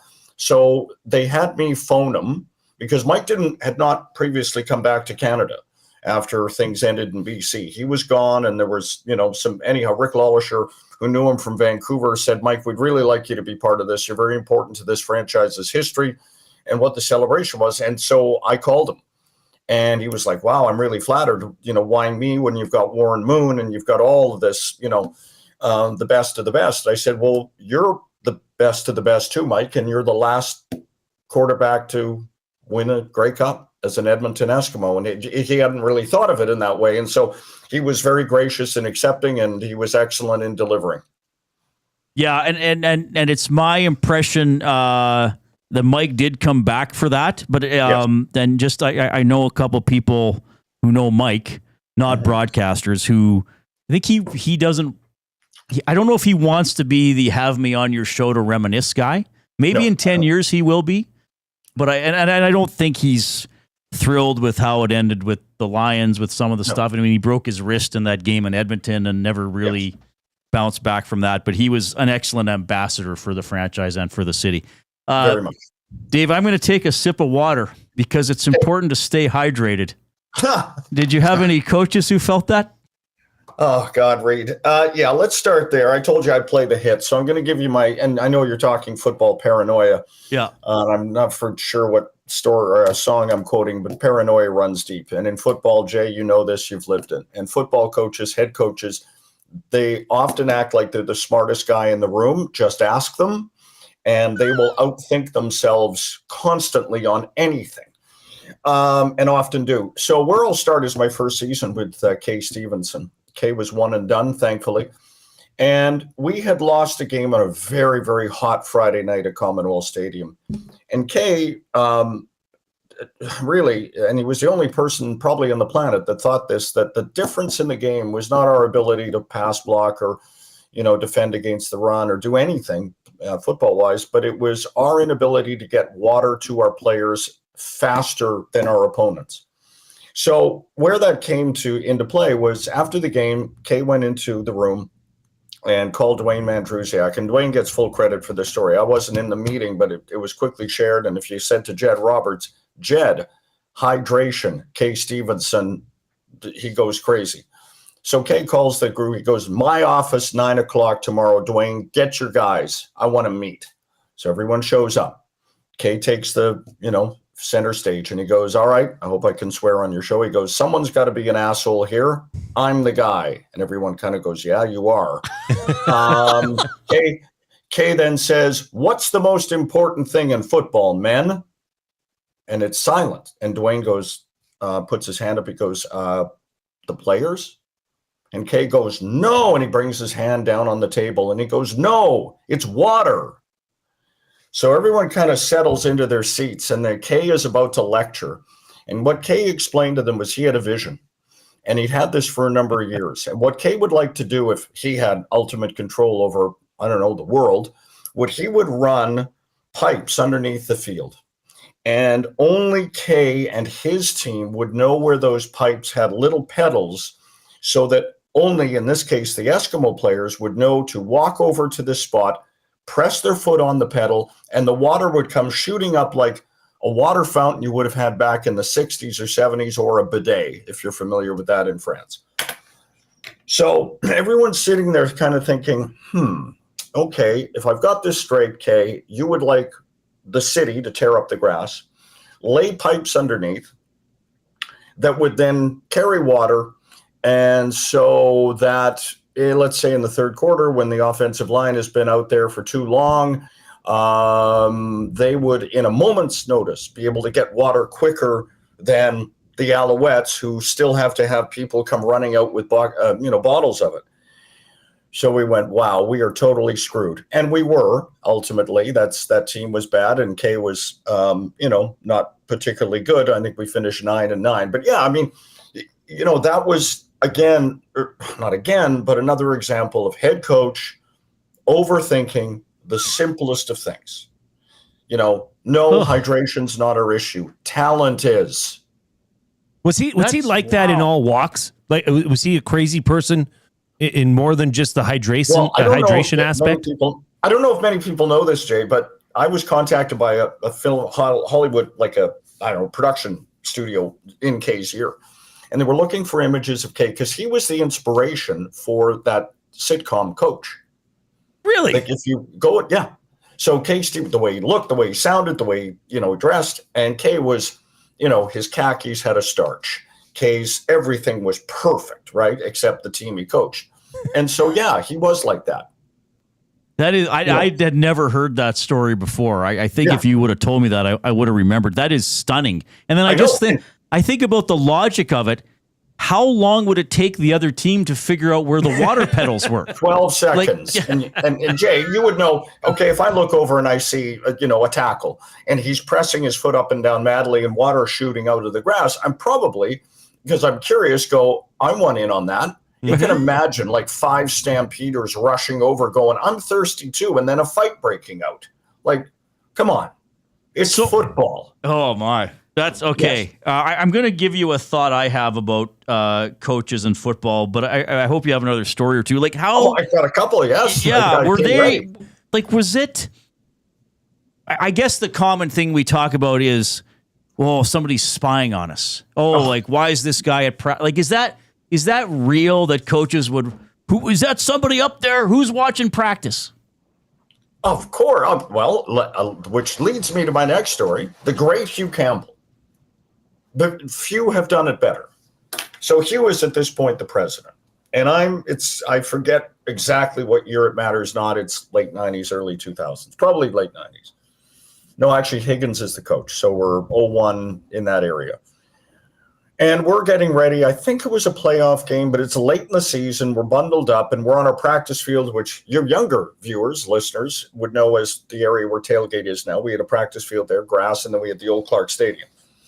And I'm out there because I would go to, 300 practices or whatever it was a year. It felt like more. I'm standing there watching the proceedings, and we're always the last team in Canada to practice, thanks to Chris Morris's teaching schedule. We Eskimos were always the last team to actually hit the field. So I'm out there, and I'm just, and Hugh sidles up to me, and I won't do a Hugh Campbell voice, which I used to do really well. And Hugh says, hey, Dave, you got a minute? I said, sure. Coach, how can I help you? And he goes, you see that guy over there? And I look, and there's a dumpster right beside Clark Stadium. And this individual was going through the garbage. Well, that wasn't enough for Hugh. Hugh wasn't going to let that go because he was convinced the guy was spending too much time watching us run, short yardage. And Hugh wanted me to go over and shake him down. So I go over, in my little windbreaker and toque or whatever, and I go up and hi, hello, I'm with the Eskimos. As you can see, we're practicing out there. I just have to ask, what are you doing? And he goes, I'm looking for my dinner. 8%. So I go back to Hugh, and he goes, what did he say? And I said, not really interested in where we're going to deploy Marcus Crandall this week or whoever it was. He's really just looking to get a bite to eat. And we would have, as when you went to play Calgary in the lead up, certainly to Labor Day, and then if it was a playoff game, there was always the assumption that Wally Buono was either in the plane that was flying over the practice field or that Wally had sent a pilot. Like, this is pre-drones, guys. Like, if you wanted to get an aerial shot, you got a plane. Right. And there were times when you'd even think, hey, those people in the towers that were off in the distance near Clark, I wonder if someone can see us. Oh, we went through all of that. Like changing jersey numbers in practice. They did that. Not all the time, but it happened in big games. And you could always tell, there's a heck of a storm going on over my shoulder. Is it hitting your place? Holy crap. Okay. Well, good weather update. A good station does it all. I'm going to go on the road with my camera. Yeah. This is wild. Well, while you're transitioning, Dave, I feel like we're. This is a great update. Hey, Dave, I guess you could say we're an information superstation. Can you? Yeah, that's good. Okay. You're good. That's quite a storm coming through. Studio. Now, Dave, I just learned something today, and I almost couldn't believe it. So I need to ask you and get your side of this. Yeah. Is it true that because the VP of communications is usually dealing with the media and not necessarily player personnel and necessarily who the team or the organization is looking to draft, but is it true that you made a draft pick for the Edmonton Eskimos under Don Matthews? Oh, yeah. It was late in the draft. I think it would have been the 99 or maybe the 2000 year. And Jay, and please, no offense, as you are a Canadian. And could have been drafted. It probably, yeah, we might have had you on our list. But there was a thought of the guys late, you took them. It's called draft them late, take them local. And you got them local so you didn't have to pay to fly them in. They could ride their 10 speeds over to the practice field. So that meant U of A. Give us Guillaume Petit. Give us I played with Frenchie. Yes, I'm sure you did. And so I drafted a guy, Orlando Bowen. And Orlando Bowen didn't do much with us. He then went on to have a little bit of time with the Toronto Argonauts, but then he ended up as one of the people, not a star, in Playmakers. Remember that? Actually, it was a very good series and very realistic until the NFL shut it down on football. And so, because Don just said, JMO, pull a name. There's 5 here. Just point a finger and we'll take that guy. This is pre-analytics, boys. It wasn't real deep. Wasn't real deep. Well, good for you. Do you remember who it was? Well, yeah. Is he in the Orlando league? Bowen. Oh, it was Orlando. Sorry. Okay. Sorry. Orlando Bowen. Yeah. Okay. And so just to wrap up on the gentleman who was rummaging and foraging for his food. I mean, Hugh. And Hugh was always very secretive. I mean, we didn't let other teams come on the field for walkthroughs because of the sanctity of the grass at Commonwealth. And in fact, we would instruct Commonwealth Stadium to turn on the sprinklers just as the bus, usually the Rough Riders, Saskatchewan, were pulling up. And I had a long conversation, and there was angry Danny Barrett and Roy Shivers, and they said, we've brought a kid, a special needs child here, Make-A-Wish, and they want to go on the field. And it was just we did all of that stuff. That's incredible. Okay. We'll have to, you're such a great storyteller. We're going to do this again, but I want to get one final thought, and I'm not going to ask a question. I'm just going to make an observation, and you can react or tell me I'm out to lunch. But Jay and I were talking yesterday. He went to practice and he said, Jay comes back and is like, Fajardo's running all the plays, and neither Fajardo nor Killam will identify him as the number one quarterback. Like, what's the big deal? And I said, I know it's football. And I said to Jay, like we're very lucky in broadcasting, especially sports broadcasting, is that we're not in real life a lot of the time, but I think we realize it, and we're still in real life a lot. Right. But I said to Jay, the one thing I've learned over the years that coaches, and especially people in football, somebody, maybe even you said it. Well, you said it to me this morning. It is sort of a military operation. There is nothing else. It is. They would like you to believe it is, and maybe in their mind it is. I mean, I am from Army. That's not military. It's sports. It's very organized and very detailed, and even more so than when I worked in it. But it's not. Don't nobody confuse it with the Army, please. Right. But it's so all consuming.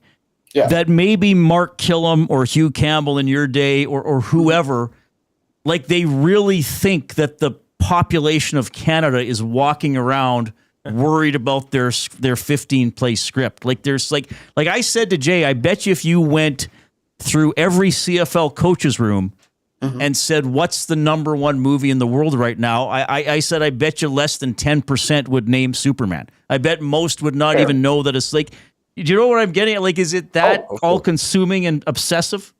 Well, they make it such, and whether or not, I was around coaches that got in, and the prevailing thought. Sorry, I'm back in the master studio here. The prevailing thought is, if my opponent, let's just say it was BC back in the day, and Dan Durazio, the late Dan Durazio, if he got in the office at 3 a.m, then I had to be in at 2:30. So you'd have coaches falling asleep in their chairs. You would have them. Jeff Reinbold used to sleep beside the photocopier. That was before I got there, because you always thought the other guy is doing more than you. And so all of what you've said, I mean, I could give you the Don Matthews, and we flew a kid to Winnipeg, bought him a Bombers golf shirt, and gave him a handy cam back in '99. So those things were not small. We told him, shoot the bench, just shoot the Winnipeg bench, and try and get as many signs as you could. Didn't do us any good. They kicked our ass. But we tried, and the kid flew there, and he was told to, pretend you're a super fan and you just want to get some footage to show your dad of the Winnipeg bench.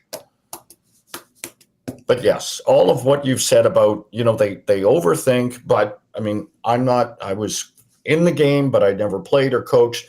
So I'm sure they've got in their own mind some rationale for the incredible hours they put in. Some years and some nights it works, and other times you think, man, they could have just shown up and faked all of this because it didn't do us any good. All right, before we let you go, Yes. I will have one more. We should tie something to the news of the day.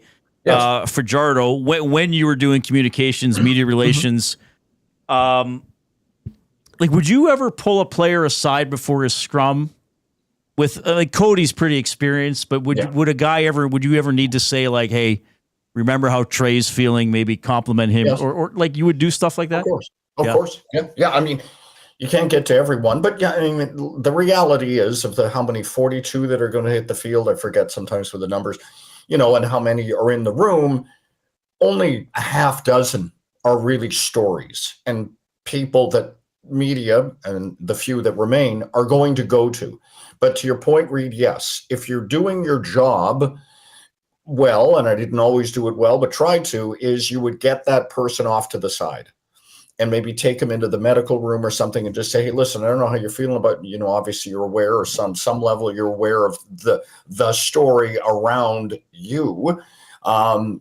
Hit a couple of these points if you can. Just remember this, keep your answers short, stay focused on, the preparation you put in, how you and the other quarterback in this case have worked together through the week. And we do this collaboratively. I get the start, but that doesn't mean, whatever, you guys have heard them all. Dave, I just want to ask you one more thing here. I know we're running long, but this is incredible. I think we need to have story time with Dave Jamieson. Yes, this needs to happen more. This is incredible. Okay. But I feel you need to talk about this. You were just recently out in Hamilton. Yes, I was. Can you share with why you were there, what was going on? Well, and thank you very much for asking, Jay. I was at McMaster University for the last 3 days. And I am a patient advisor to a study being done at McMaster primarily, but also with collaboration with Dalhousie into aging and swallowing, and as it pertains to dysphagia, which is a chronic condition that I have. And that condition is a result of my cancer surgery and radiation 4 years ago. And so what that means in the simplest terms, and it's not terribly complicated, it means I'm at a high risk of choking, and because of that, pneumonia and other complications. So I advise really smart people, and so they like to get and need to get patients' perspective as it informs the results that they get, and it's good for them to have the lens of someone who's living it. They're researching it and they're doing the work in the labs and elsewhere, but I'm out, day to day, trying to figure out how to live with this condition. So I've been with them, I'm going to say 2 years, and I was at a conference in Chicago where we did a poster session. We've done a webinar for about 500 people in North America, and we'll do another trip, another conference in Montreal as well. And so I was out doing testing on my own condition, but also then shooting interviews and a video there on the campus, which will be shared within that community, which is vast. Speech language pathology is prevalent, as you would expect it would be, because people with the condition I have, that can come as a result of the surgery in my case, or it could be a stroke, or it could be some other malady that then one of the byproducts is an issue around swallowing. So thank you for asking, and I'll do more and post the odd thing about it, but I'm really honored to be part of it. And it's been it's been really obviously educational, but also a little bit humbling too, right? Because you're in there, you're learning about your own condition, but hopefully some of this will help somebody down the road. Dave, well said. Thanks for sharing that. Thanks for sharing your wisdom and your storytelling abilities here on the Reid Wilkins Show. Of course, we're going to keep in touch, and we always love when you make the time for our little program. Really appreciate it. Thank you, guys. Be well. That's Dave Jamieson checking in, longtime VP of Communications, did media relations with the Elks for a long time, has worked with the alumni since. He is incredible. That was an incredible segment. I got awesome. More than I bargained for. Yeah. I'm going to say this, and people know I hate this word. I'm going to use it. That Kay Stevenson story is unbelievable. It is. He wanted pipes, a network of pipes under the field with foot pedals that only his players would know the location of, that they could activate between plays on the field, and water would shoot up and they would drink that water.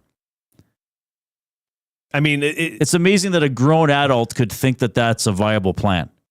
Well, that says a lot about said grown adult to say that foot pedals on the football field would be a good idea. Yeah, like holy crap. Get out of the water. and that the visiting team wouldn't figure that. They wouldn't know. I mean, first of all, totally impractical to drink water that way. But as a way, like, only we're going to know where they are. Well, okay. Wouldn't you get tackled on them and get hurt? Maybe you'd watch too many James Bond movies or something. Oh, my goodness. That was absolutely remarkable. Give us a thumbs up for Dave Jamieson and those stories about hydration and paranoid coaches and him being part of a study on dysphagia and just all the incredible stuff. You can also text us afternoon inbox 780-218-9999, presented by River Cree Resort and Casino, home of the Tap 25 restaurant, where the entire menu is 50% off 7 days a week from 2 to 5 p.m. Okay, we got our Pasta Pantry Athlete of the Week in about 15 or 20 minutes. We have buying or selling next for Damon Bunting. Here comes the Coop.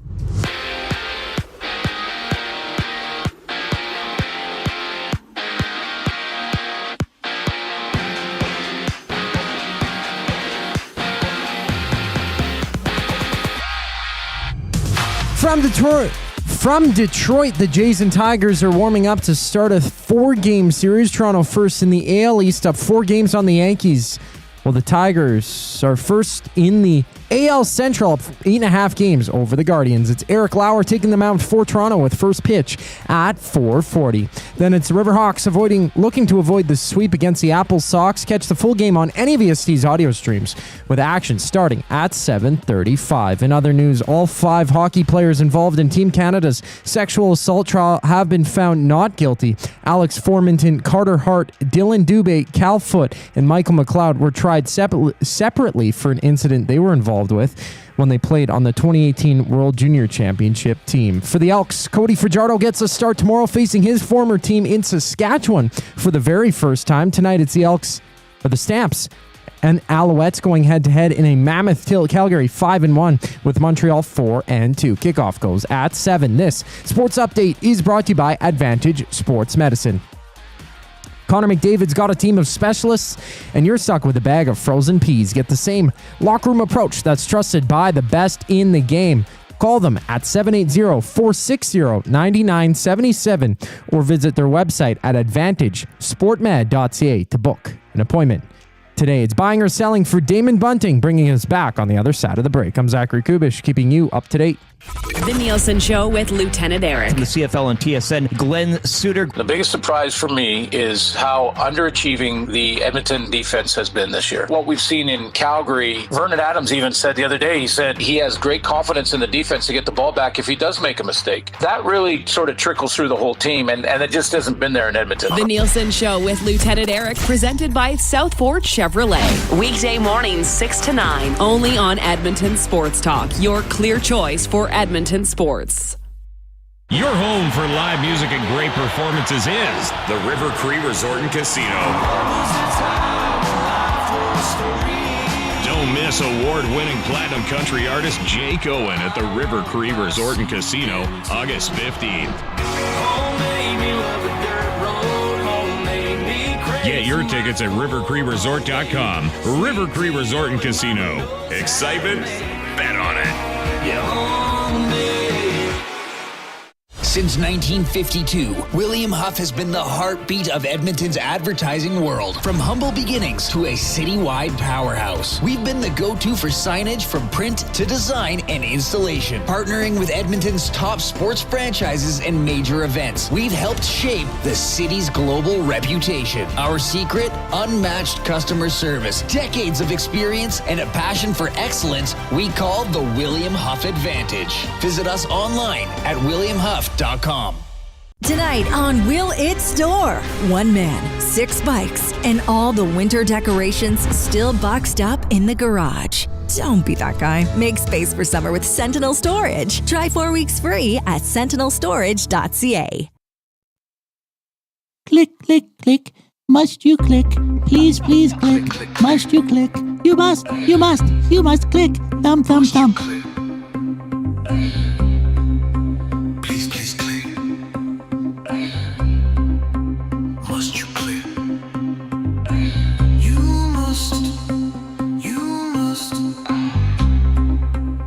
must click. Oh, we got them all playing over top of each other there.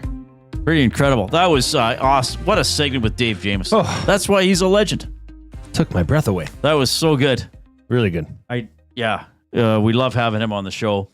We'll have to try to have him on. Like, he's a wealth of experience and knowledge. Yeah. Broadcasting, behind the scenes stuff with the green and gold. I could just listen to him speak. Well, he's a great storyteller. He's a great storyteller. He takes you there. Yes. Like, he took you into that meeting with Kay Stevenson. Yeah. That hydration's the most important. We'll have to ask Jed about that next time. Yeah, we got to get Jed on. So I think he was busy during our show all week, eh? Yeah. Because real life, like we said, we don't worry. What's that? Yeah, we're now withdrawn from real life. Yes. But I do mean that about football coaches. They're so single-minded. Well, they live in a bubble. Like, I'm sure if you were like anything, like this happened in the world. Like, look at this. They'd probably be like, okay, what does that have to do with us winning our next game? Yeah. And I think I do put football coaches in a different category. I think because of the tactical nature of the game and the amount of people they have to manage / control. Right? They have regimented. It's like Dave said, it's not a military operation, but some coaches might think that it's almost like that. Buying or Selling is presented by Damon Bunting, a consistent top-producing realtor in the greater Edmonton area for over 18 years. He and his team would love to help you find that right home or make the move from your current home. Community-driven, he understands what it takes to make a difference in our city. Check him out, DamonBunting.com. Instagram handle, Damon Bunting Real Estate. We have our Pasta Pantry Athlete of the Week coming up in a few minutes. Marc Majeau, friend of EST from the MCTV podcast. While you were gone, he came in and talked about the Superman movie. Yes. Like, so good. I listened to it. And I texted him today. I was like, do you or Corey follow wrestling and can talk about Hulk? He's like, yeah, either we both could. Yeah. So Mark's going to come on because Hulk Hogan passed away. And he's kind of a cultural icon. And it's funny. I don't know if you met him the one day, Kevin, not the curler Martin, the guy from the lobby video store. He was on the Hangout. The day I did the Hangout with him and Adam Scorgi and Trev. Yeah. He texted me, he goes, I will miss Hulk Hogan. I will not miss Terry Bollea or whatever his name was. Right. Which is an interesting way to put it. True. And I know some people, there was a texter who wrote in during Two Guys and a Goalie, said, the comments, fair enough. There's some stuff that's pretty hard to like or defend. Mm-hmm. But I still think we have to acknowledge what Hulk Hogan did for wrestling and who he became as a public figure was pretty amazing. Yes. Yeah, and you have to separate the two at least. Yeah, I mean, I know it's the same person, but we're not saying, we didn't know. We're not saying, well, he was great at wrestling, so everything he did in his life was great. That's not the conversation at all. Oh, my goodness. Okay, today is National Refreshment Day. Did you know that? Good. I do now. He doesn't. I never know the buying or selling topics usually, unless I come up with one on my own, which I don't really anymore. Do you know what the definition of a refreshment is? Without looking it up, a refreshment. It's quite simple. It's something that quenches your thirst. No. Okay. It's something that refreshes. But Oh, Papa Homer, you are so learned. Learned, son. It's pronounced learned. But in the definition, it says something such as food or drink. Oh. Now, I'm buying or selling or asking you to buy or sell that a refreshment should not include food items. Yeah, when you say, if I were to say to somebody, would you like a refreshment? Right. I feel like I would be saying that to somebody who I think is thirsty or it's hot out or something like that. I would never consider to be offered a refreshment and ask for a cookie. I've never thought of a refreshment as a food item, as a chewable item. But that was all over this refreshment day. Interesting. So maybe we're using it incorrectly. Well, clearly we are. Okay. It's like in the NHL when you don't like a rule, but it's the rule. Right.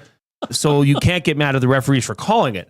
That's, I think, what's happening here is that all our lives we've been living a lie about what a refreshment actually is.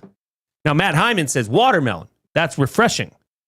But I still wouldn't consider, hey, Reid, welcome to my house. Can I get you a refreshment? Right. You say, sure, Jay. And I bring over a slice of watermelon. Yeah. I find that odd. I've never thought of that. That's interesting. You know what else day it is? National Drive-Thru Day. Oh, I thought you were going to ask me my favorite refreshment. Sure, let's go there. Well, the answer is easy for me. Beer. Well, no, it's not. It's not. No, for me. For you. It's not for you either. Because it's like a treat. It's water. Like it's water. a necessity. Because now, especially with Kay Stevenson, I don't want him calling up the show and being like, you boys aren't drinking enough You water. boys. You could actually have a good show if you drank water. Drink your water now. Yeah. What up? Straight up.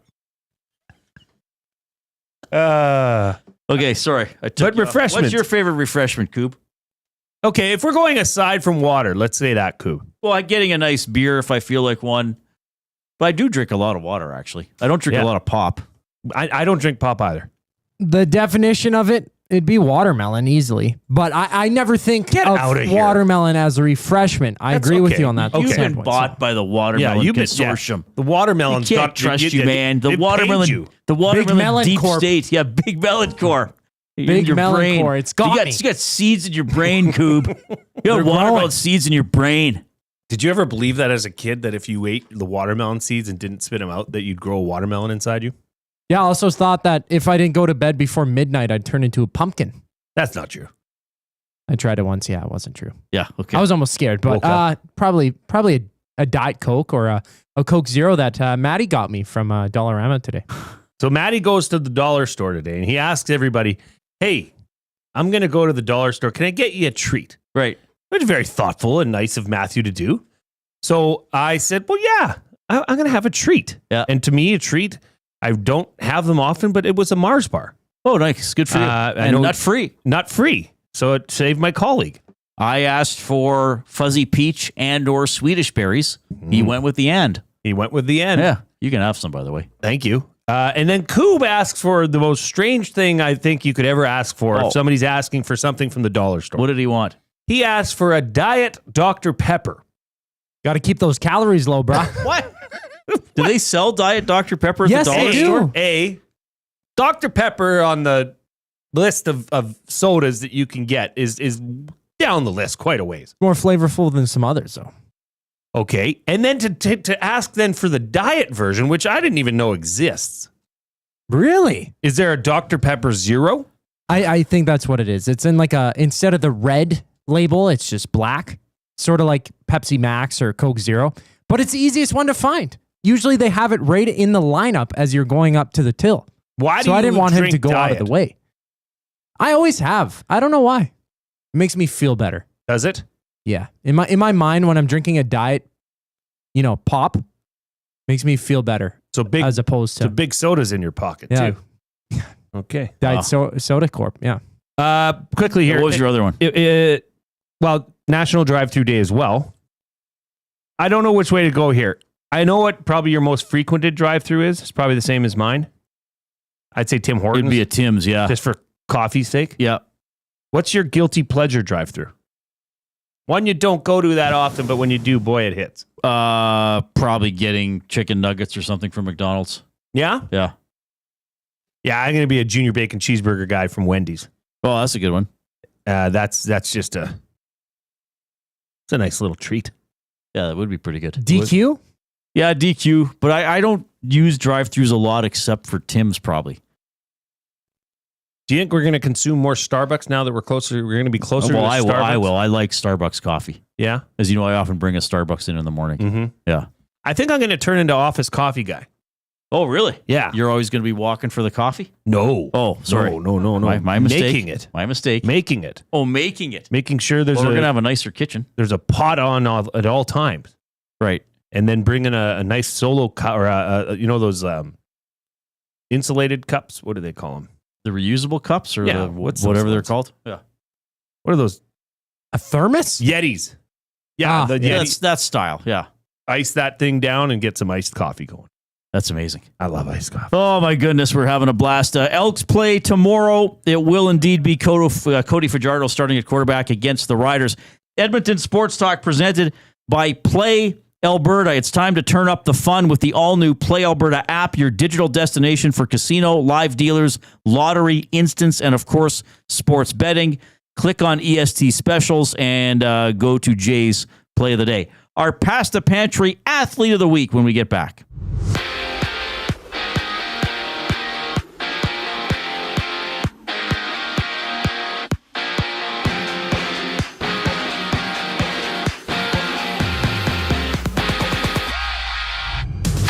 Out east, the Jays and Tigers are runless midway through the first inning of their first of 4 total games in their series. Toronto first in the AL East, up 4 games on the Yankees, while Detroit sits first in the AL Central, 8.5 games above the Guardians. For the Riverhawks, they finished their series against the Apple Sox. EST carries a full game on any of our audio streams. Tune in for first pitch at 7:35. And Michael McLeod, Cal Foote, Carter Hart, Dylan Dubé, and Alex Formanton have all been found not guilty of sexual assault. The investigation opened up more than 7 years ago surrounding an incident involving the 5 players when they were part of Team Canada's World Junior Hockey Team in 2018. Meanwhile, the Elks have named Cody Fajardo the starter for tomorrow's game against the Riders. Fajardo having yet to start for the Elks or face the Riders in his career. Elsewhere, it's Stamps and Alouettes kicking off. Montreal 4-2. Calgary first in the West at 5-1. Kickoff goes at 7 o'clock. This sports update is brought to you by Clover Bar Feeds. Clover Bar Feeds has all the animal feed you'll need. Get top-notch service and selection from their family-owned business. Visit Clover Bar Feeds at 200 Portage Close in Sherwood Park or call them at 780-467-5014. The athlete of the week for Pasta Pantry is next. I'm Zachary Kubish, and you're up to date. The EST Hangout. Regina's a good team. Fajardo, he's a veteran. He can go in and win anywhere. But what if they do lose? What if the offense is not good? What do you do next week? Because then, I don't think you can go back to Trey right away. I think you have to give Fajardo another shot. But then you're kind of in that same situation we've seen here last year, where it's like, well, where do we go now? The EST Hangout, presented by Sentinel Storage. Weekday mornings 9 to 11. Only on Edmonton Sports Talk, your clear choice for Edmonton sports. Summer in Edmonton means 3 things: warm weather, long nights, and plenty of sports. From the lake to the links, you can boost your summer fun with hundreds of casino games, live betting on your favorite sports teams, and access to popular lotteries. All in one app, anywhere in the province. Download the Play Alberta app today and deposit $20 or more with promo code YAG50 to claim a $50 free bet. That's promo code YAG50 for a $50 free bet on us. Redeemable once per Play Alberta account. Remember, if you gamble, please use your game sense. Salute to Service is back. Your Edmonton Elks battle the Hamilton Tiger Cats Saturday, August 2nd, 1300 hours.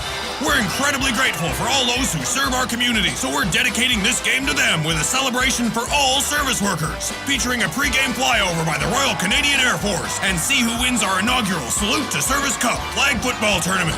EE Salute to Service, presented by James H. Brown & Associates, Alberta Injury Lawyers. Tickets start at just $20. Score yours now at goelks.com.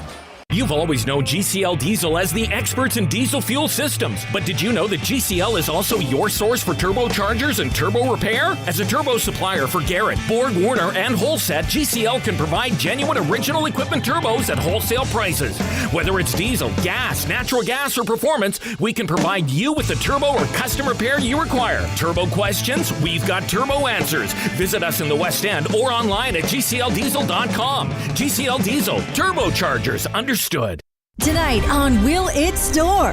One man, 6 bikes, and all the winter decorations still boxed up in the garage. Don't be that guy. Make space for summer with Sentinel Storage. Try 4 weeks free at sentinelstorage.ca.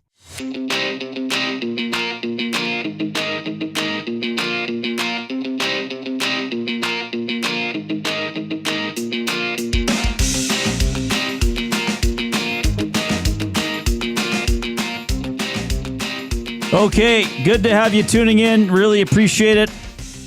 Along with Jason Milne, I'm Reid Wilkins. The Coob is here as well.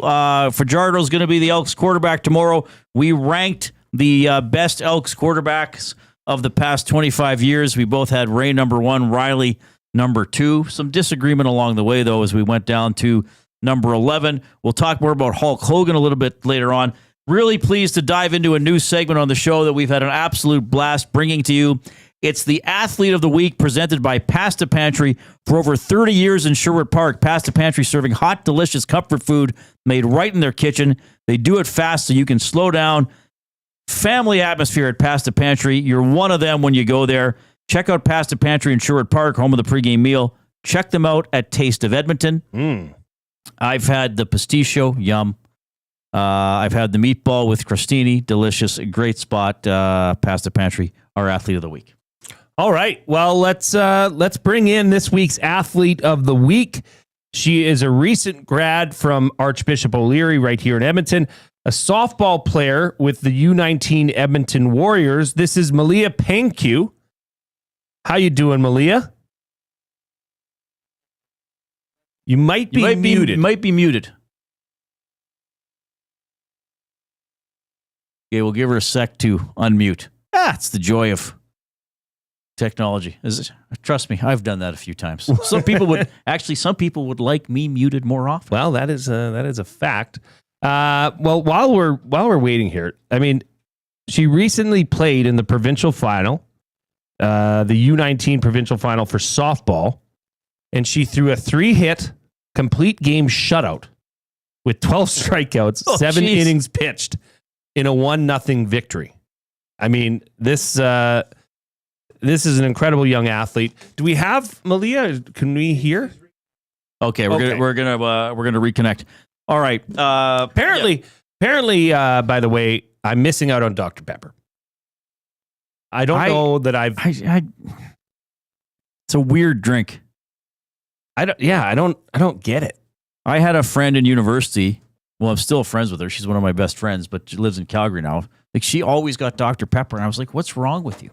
And then she's like, "Well, you drink cream soda." I was like, "Okay." Have you ever heard of a Roy Rogers? It's a drink. What's in it?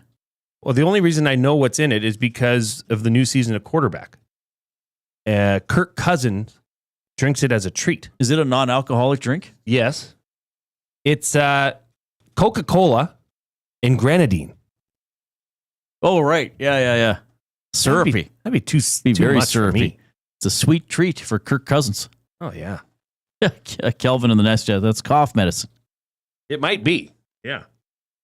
All right. We're going to connect with our Athlete of the Week here any minute. Elks playing tomorrow. Jay Milne and Matthew Wannock will have the Green and Gold kickoff show. 6 o'clock tomorrow night. They'll be on after the game as well for the Green and Gold post-game show as the Elks look for a win against the Saskatchewan Roughriders. Tonight should be a fun game, though I guess Montreal doesn't have their quarterback, right? Their starting quarterback. 4-2 Alouettes, Justin Lawrence. Once filled in for you. Once sat for right the here. entire 3-hour show. The real J-Law. Great guy. 4-2 Montreal at 5-1 Calgary. Saturday, 3-2 Winnipeg at 1-5 Toronto. Sunday, 4-2 Hamilton at 3-4 BC. BC has yet to have a bye week. Another big game for the Lions. Yes. Like, if they lose yet again, it's kind of like, what? You okay? So you can beat the Elks. And, you know, they haven't done much outside of that. I'm excited. I'm excited to see Cody Fajardo. I mean, this is a proven CFL quarterback. Yes. I mean, he's thrown for 4,300 yards, 3,000 yards, 3,300 yards, 3,800 yards, 3,100 yards. This is a CFL quarterback. Yeah. And I'm excited to see. I sent out a tweet earlier that I would expect to see a much expanded offensive playbook. Right. I think we can hear her.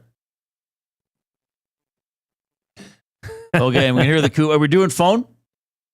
Oh, we got video. Okay, Jay, take it away. All right, Maliya, do we got you there? Perfect. All right. So I was just saying, recently in the U19 provincial championships at softball, you threw a 3-hit complete game shutout with 12 strikeouts, 7 innings pitched in a 1-0 victory. Yes, it was a very stressful game, but it was very good. Yeah, I credit that one run. We had one hit, one win. It was the home run. So yeah, that was the most amazing thing ever for a pitcher. I was very grateful for that, or else the game probably would have went on for a pretty long time. So. Okay, so how old were you when you discovered or got into softball, and what made you interested in playing softball? I was like 5 or 6, I think. And I did it because my dad and sister both played. And I really thought it was like, I idolized my sister. So I always want to do what she's doing. So I definitely got into it doing that. And then I just fell in love with it. Like I find it so fun, just like being able to go out and it's a team. It's not all on you, but like you also get some like individual moments. So I just think it's really fun. Yeah. Maliya Pankiw here joining us as the Pasta Pantry Athlete of the Week on the Reid Wilkins Show. You were nominated by a coach of yours who's also a listener of Edmonton Sports Talk, Brett Harvey, who mentioned that your hitting is often overshadowed by your pitching. He says you're one of the best power hitters in Alberta. He actually likened you to a Shohei Ohtani-like player that can do it all. But what do you like more? Do you like... Okay, I'll set it up for you this way. Do you like the thrill of a strikeout, a 3-pitch strikeout, or hitting a home run? To me, they're just like different feelings. Like I'm more like I kind of like make myself like I'm harder on myself pitching. So a strikeout for me is what I expect.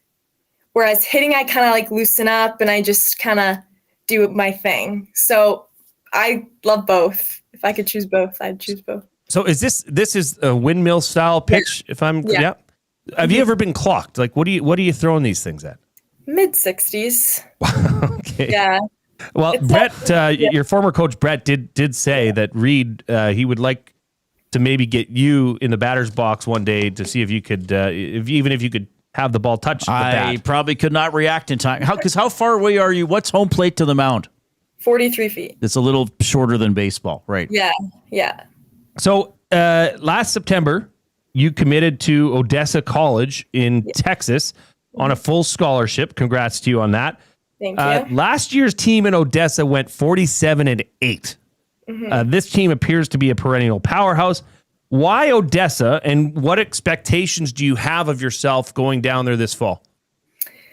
Well, I knew how like powerful Odessa was. Their coaching staff is very, very good. Their athletes are very successful. Their facility is really great. And I knew a couple girls that went last year and the year before. And so I always had that school in the back of my mind. I always wanted to go there. It was my dream school to go to start off. I'm really excited because they were really successful last year, and that's the competitive nature of Odessa and the coaching. And when you mix that together, it's just really successful. So I'm very excited to be able to have that and hopefully do the same the way their season went, be able to do the same next year. Yeah. So how do you get noticed for recruiting? Do they have scouts going all around Canada even, or do you have to send video or put up video, through a website or share with them? How do you get noticed for these colleges? So there are like showcase tournaments. If you go down to the States, there are some tournaments where there's like a bunch of college coaches, but the only way that they kind of like see you is if you reach out to them. So there's like Field Level or other apps that you put your videos on, you put your information on, and then you can send that to coaches and then they can reach out to you. It's like a messaging outlet for. Okay. Athletes. And so Jay mentioned the complete game. Is it 7 innings? Yes. And do the pitchers bat? Yes. Okay. Now, how common is it to throw a complete game? Or is it sort of very structured like the majors now? You throw 4, this person throws the next. Like, how common is a complete game? Well, we don't have a pitch count. So Right, it's okay. pretty common. Yeah. Like it's nothing really stops you from pitching a full game unless you need to be taken out or your pitches need to be limited. But other than that, like, yeah, it happens pretty often, I would say. I like that, though. I like the pitchers that can go the distance. That's awesome. Yeah. So have you watched Friday Night Lights? I have not. Because I believe the Permian Panthers, the football team, was based out of Odessa, Texas. Oh, cool. I mean, when everybody thinks of Odessa, the first thing that they would think of would be maybe the Permian Panthers Friday Night Football territory. But obviously, this team down there has been able to carve out a bit of a niche as a. I mean, is this, in your understanding, is this one of the best softball schools in America to go to? I think so. Yeah, I think they're one of the top JUCO Division I schools. They think they were ranked 7 or something last year. So yeah, definitely one of the top for sure. And what are you going to be? What are you going to be studying? And what do you want to be when you grow up, Maliya? I'm studying kinesiology, and so I want to be like a sports medicine physician. Something definitely works in sports because I'm very passionate about sports. But yeah. Well, that's what I wanted to be too. Now I'm stuck Now he's here. stuck with me, eh? Stuck with Reid. The biggest non-athlete in the world. Who are some athletes or people that you look up to? Either people you watch on television or people that you know in person? So as a pitcher, I look up to Carlin Pickens. She plays for University of Tennessee. She has thrown the fastest pitch recorded for a softball player. So that's very inspiring. Like you can constantly break records if you work hard enough to do it. And then obviously like Vladdy. I always I like how well he can hit the ball, how easily it seems he can hit home runs, even though it's not, but it's like, it looks pretty easy. And yeah. Do you remember the dad? Probably not old enough to remember the dad. No. Played for the Expos. I did know that actually. Yes, there you go. Yes. That's good. Well, thank you very much for coming on, Maliya. We're going to have to, I'll be in touch with you because when are you leaving to go down to Odessa? August 18th. Okay, so we're going to have to get you in here soon, get your Pasta Pantry gift certificate, go out there to Sherwood Park next time you're out that way. Enjoy the pasticcio. Reid just had it. He loved it. And you got to get your custom Pasta Pantry Athlete of the Week hat, which you can proudly display down in Odessa, Texas this fall. So, Maliya, thank you very much for coming on and congrats on being the Pasta Pantry Athlete of the Week. Thank you guys for having me. She was great. Great interview. Incredible. Well, I guess still start to her career. Yeah. Even though she's got a lot of experience already. So we wish her the best of luck. Nominate some. So her coach nominated her? Yeah. Brett Harvey was a coach of hers in 2023. Who I think is a long-time sports radio show listener. Okay. Because I think he may have... You recognize the might name, be do you? familiar with me from other programs I was on, which is great to hear from Brett. So email jay@edmontonsportstalk.com. You could email me, but Jay will do a better job lining it up. No, that was fantastic. It's just always neat to hear of these athletes that are right in our back door that are going on to do big things. Yeah. You know, junior college, you can start there, then you can move up to Div 1 NCAA, you know, if all the stars align and you're playing up to the speed. But I mean, I can't believe how many athletes and young kids are doing such great things in sports, which is why Pasta Pantry jumped all over this and wanted to be a part of it. So, I mean, speaking of another, we're going to have a really talented young football player on our show tomorrow. For those of you that recall, on Monday, we interviewed Darcy Park, who was a running backs coach on Team Alberta, who won the Canada Cup in a thrilling overtime win over Ontario this past weekend. Cooper Troy, who is in grade 11 going into grade 12 at Harry Ainley, was one of the most dominant linemen in that game. Cooper Troy in grade 11 has already committed to the University of Hawaii. No way. Yes. This is a massive human, and we're going to have him on our show tomorrow. So, what are they called? The Warriors? Rainbow Warriors? Warriors, yeah. Yeah, is that still the name, or did they so. change it to just Warriors? I don't know. Good question. Good for him. Okay. Yeah. You see in the nasty chat. So Brett, I interviewed him as a kid. Oh, and his mom was big in the sports community in Lloyd too. That's awesome. I love reconnecting with people such as it is in the nasty chat. What a small world. Yeah. Eh? Lloyd's not that What did far you away. interview him for?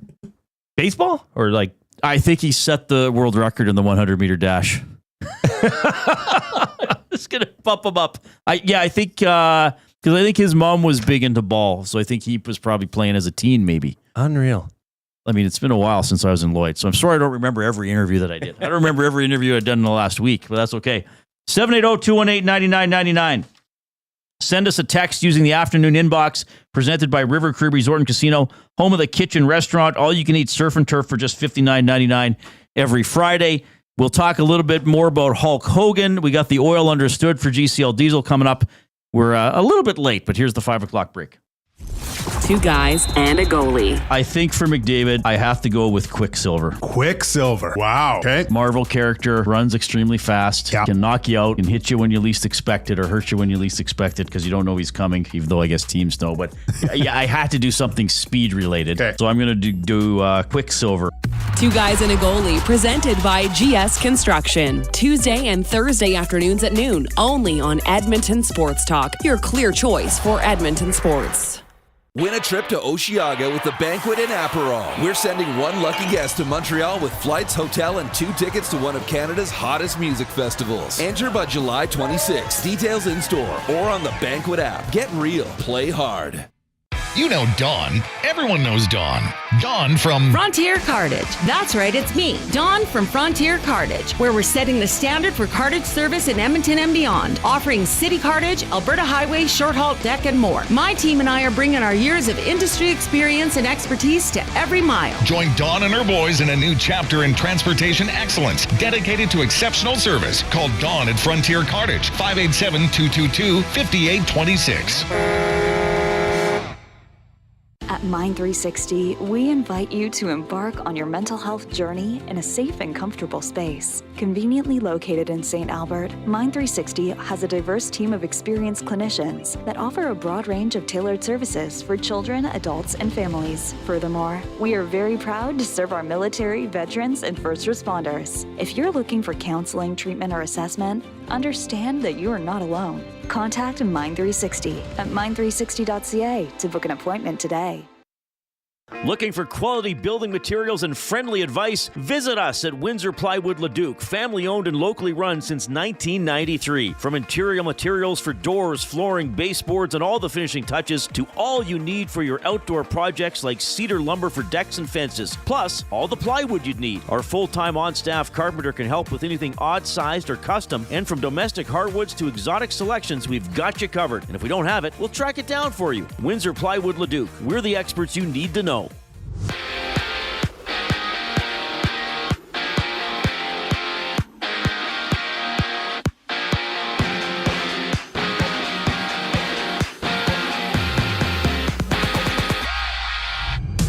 Entering the 3rd inning, Toronto trails Detroit in their series opener. Jays first in the AL East, 4 games up above the second place Yankees, while Detroit is 8.5 games above the Guardians for first in the AL Central. Riverhawks also play as they battle the Apple Sox for their series finale. Listen to the full game on any of EST's audio streams. Action starts at 7:35 in all. 5 players, a part of the London hockey trial, have been found not guilty for sexual assault surrounding an incident back in 2018. Michael McLeod, Carter Hart, Dylan Dubé, Cal Foote, and Alex Formanton were all tried individually, facing up to 10 years in prison. In CFL news, Cody Fajardo has been named the Elks starter for tomorrow's game in Saskatchewan. Fajardo, a former Rider, has yet to play against his former team and will make his first start for the Elks. From Calgary, it's the Stamps and Els butting heads. Calgary 5-1, leading the West, while Montreal is 4-2, giving McLeod Bethel Thompson the ball for 7 o'clock kickoff. I'm Zachary Kubish. That was your sports update. The 3rd and final hour of the Reid Wilkins Show starts right now.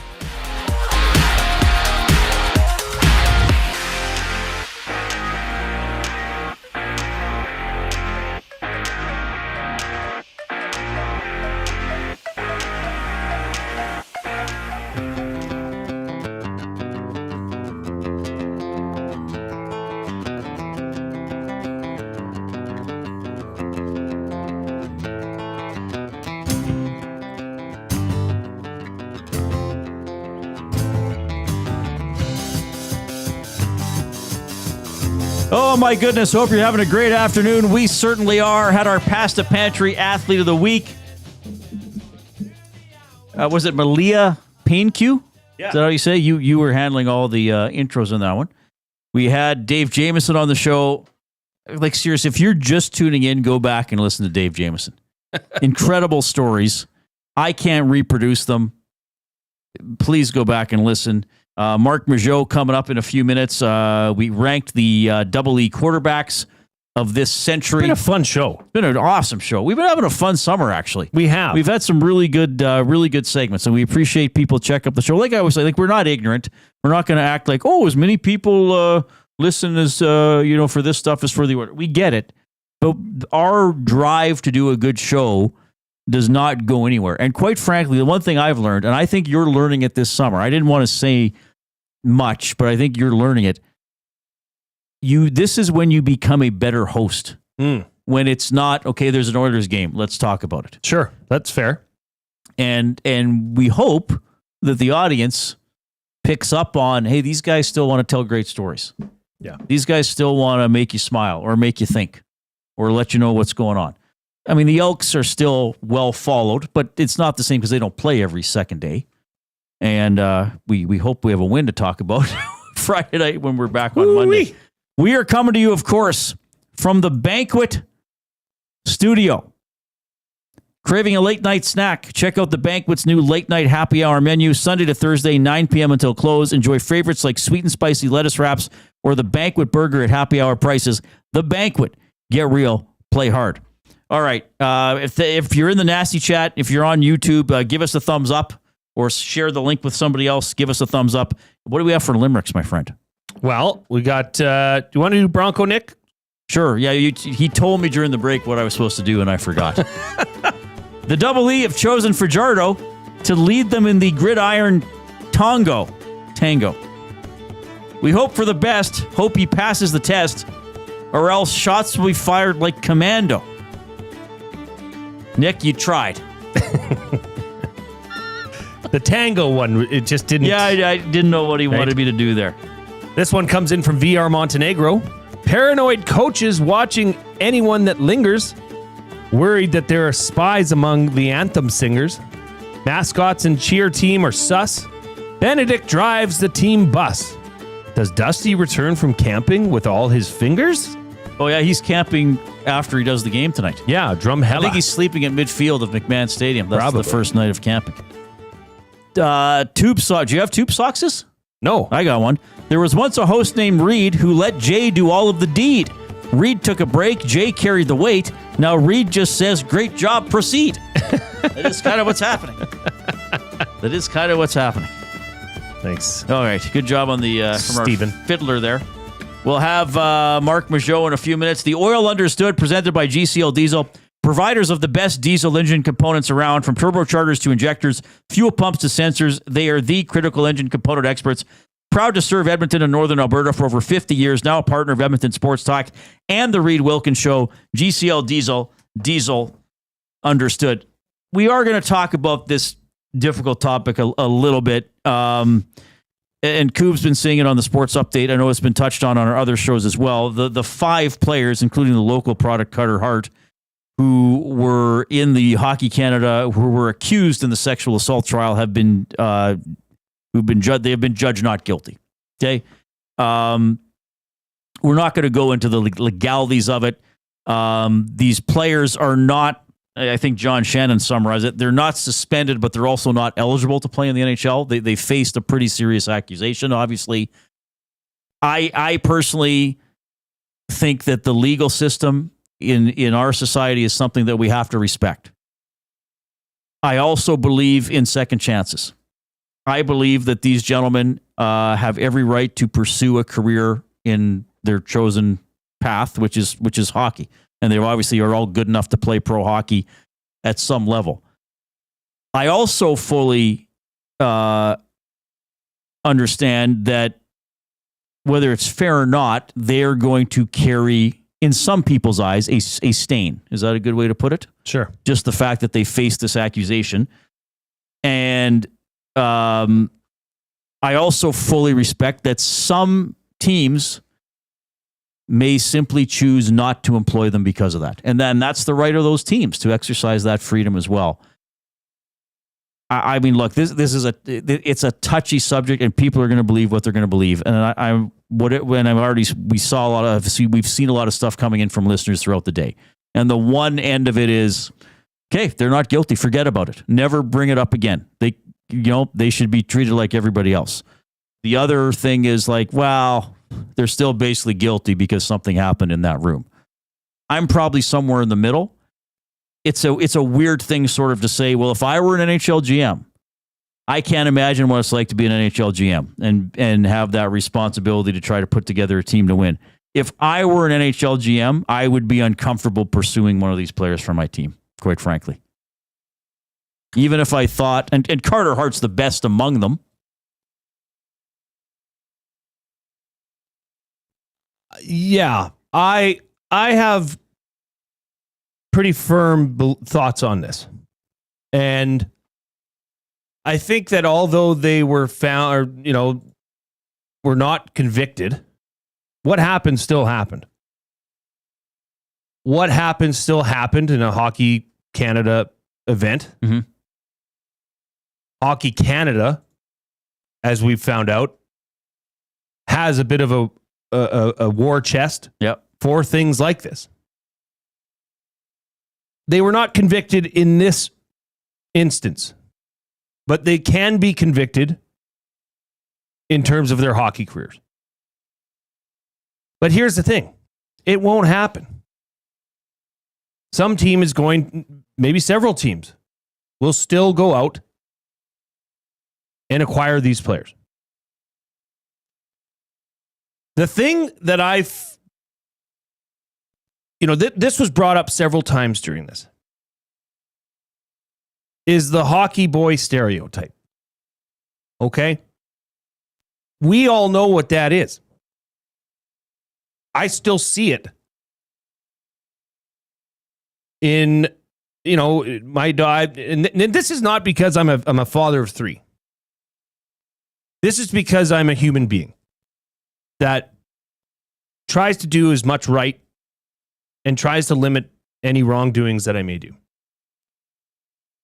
Whatever happened there, that was just a really odd and an awful situation. And it came down to really fine details in this that eventually led to them not being convicted. What they did, they knew was wrong.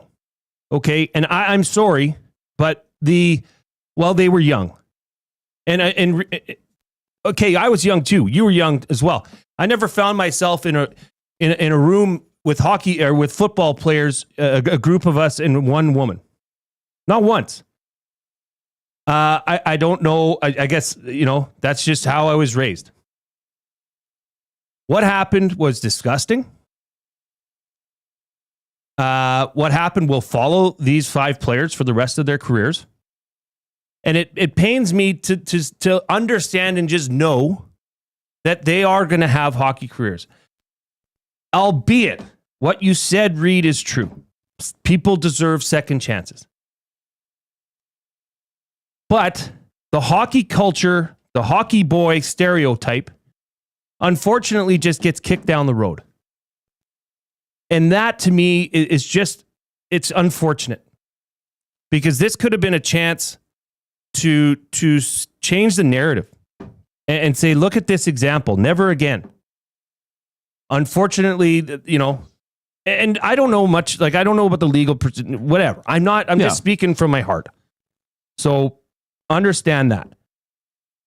I just feel like the money involved in sport and professional sports will overtake any injustices that happened prior. And it's painful. That sucks. That part of professional sports stinks. Because I just don't understand how, you think of the individual that this happened to. I can't even imagine to think of what's going through her head today when, maybe what she thought was happening then turned into something that she was terrified about and had no say in it.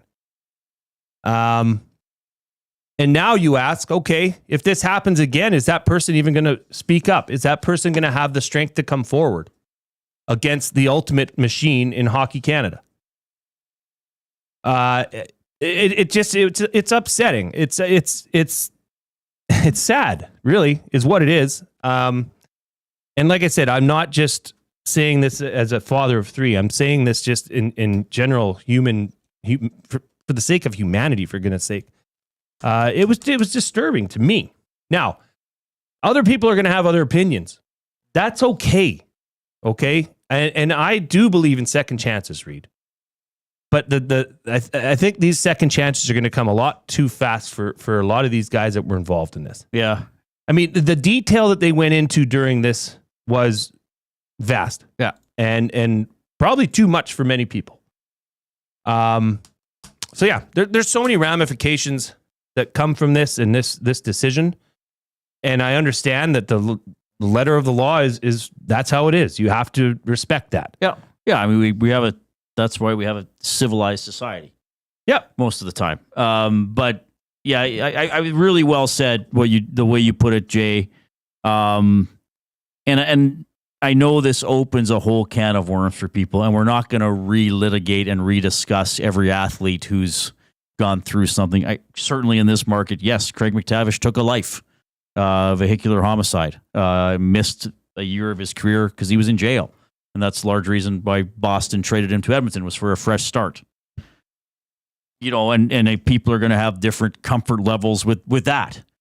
So we're not trying to influence you, but we thought this is a big story that we wanted to give our opinions on. I think you put it very well, Jay. I don't have much to add to that. It is hard to speak about because it's uncomfortable. Right. People don't like talking about uncomfortable. And truthfully, like on this show, we're here to make you smile. We're here to make you laugh. But unfortunately, sometimes reality strikes and you need to say something. And that's what I wanted to say about that. And I mean, that's probably the last we'll speak about it, to be honest. Well, until one of them signed. Yeah. And I mean, look, I think if I were a GM and I really wanted to sign one of these players, I'd need to know the temperature of my fan base and even the temperature of my dressing room. I think if I won't use any real players' names because I don't want to start any speculation, but if I'm the GM and you're my captain and my best player, and I say, I want to sign Carter Hart as our goaltender, I would need to text or call you and say, Jay, I need to have a discussion with you. I can offer this player a contract, and I think he's going to sign it. How would you feel? How would the room feel?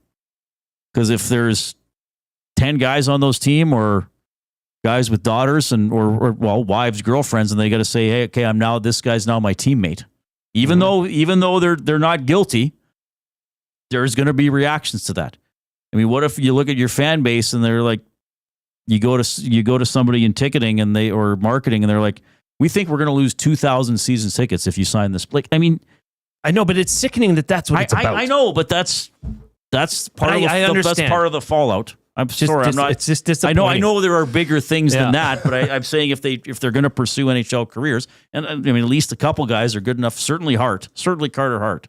Now I know he's missed a year and a half or whatever, so that could affect his sharpness. But I think well said, and I respect some things coming into the nasty chat. Some people agreeing with Jay, some people offering other things. That's fine. But we wanted to share some stuff. But that was great, Jay. Great what you said. All right, we will take a break. We will have Marc Majeau coming up for a much different topic. It's the Reid Wilkins Show with Jason Milne.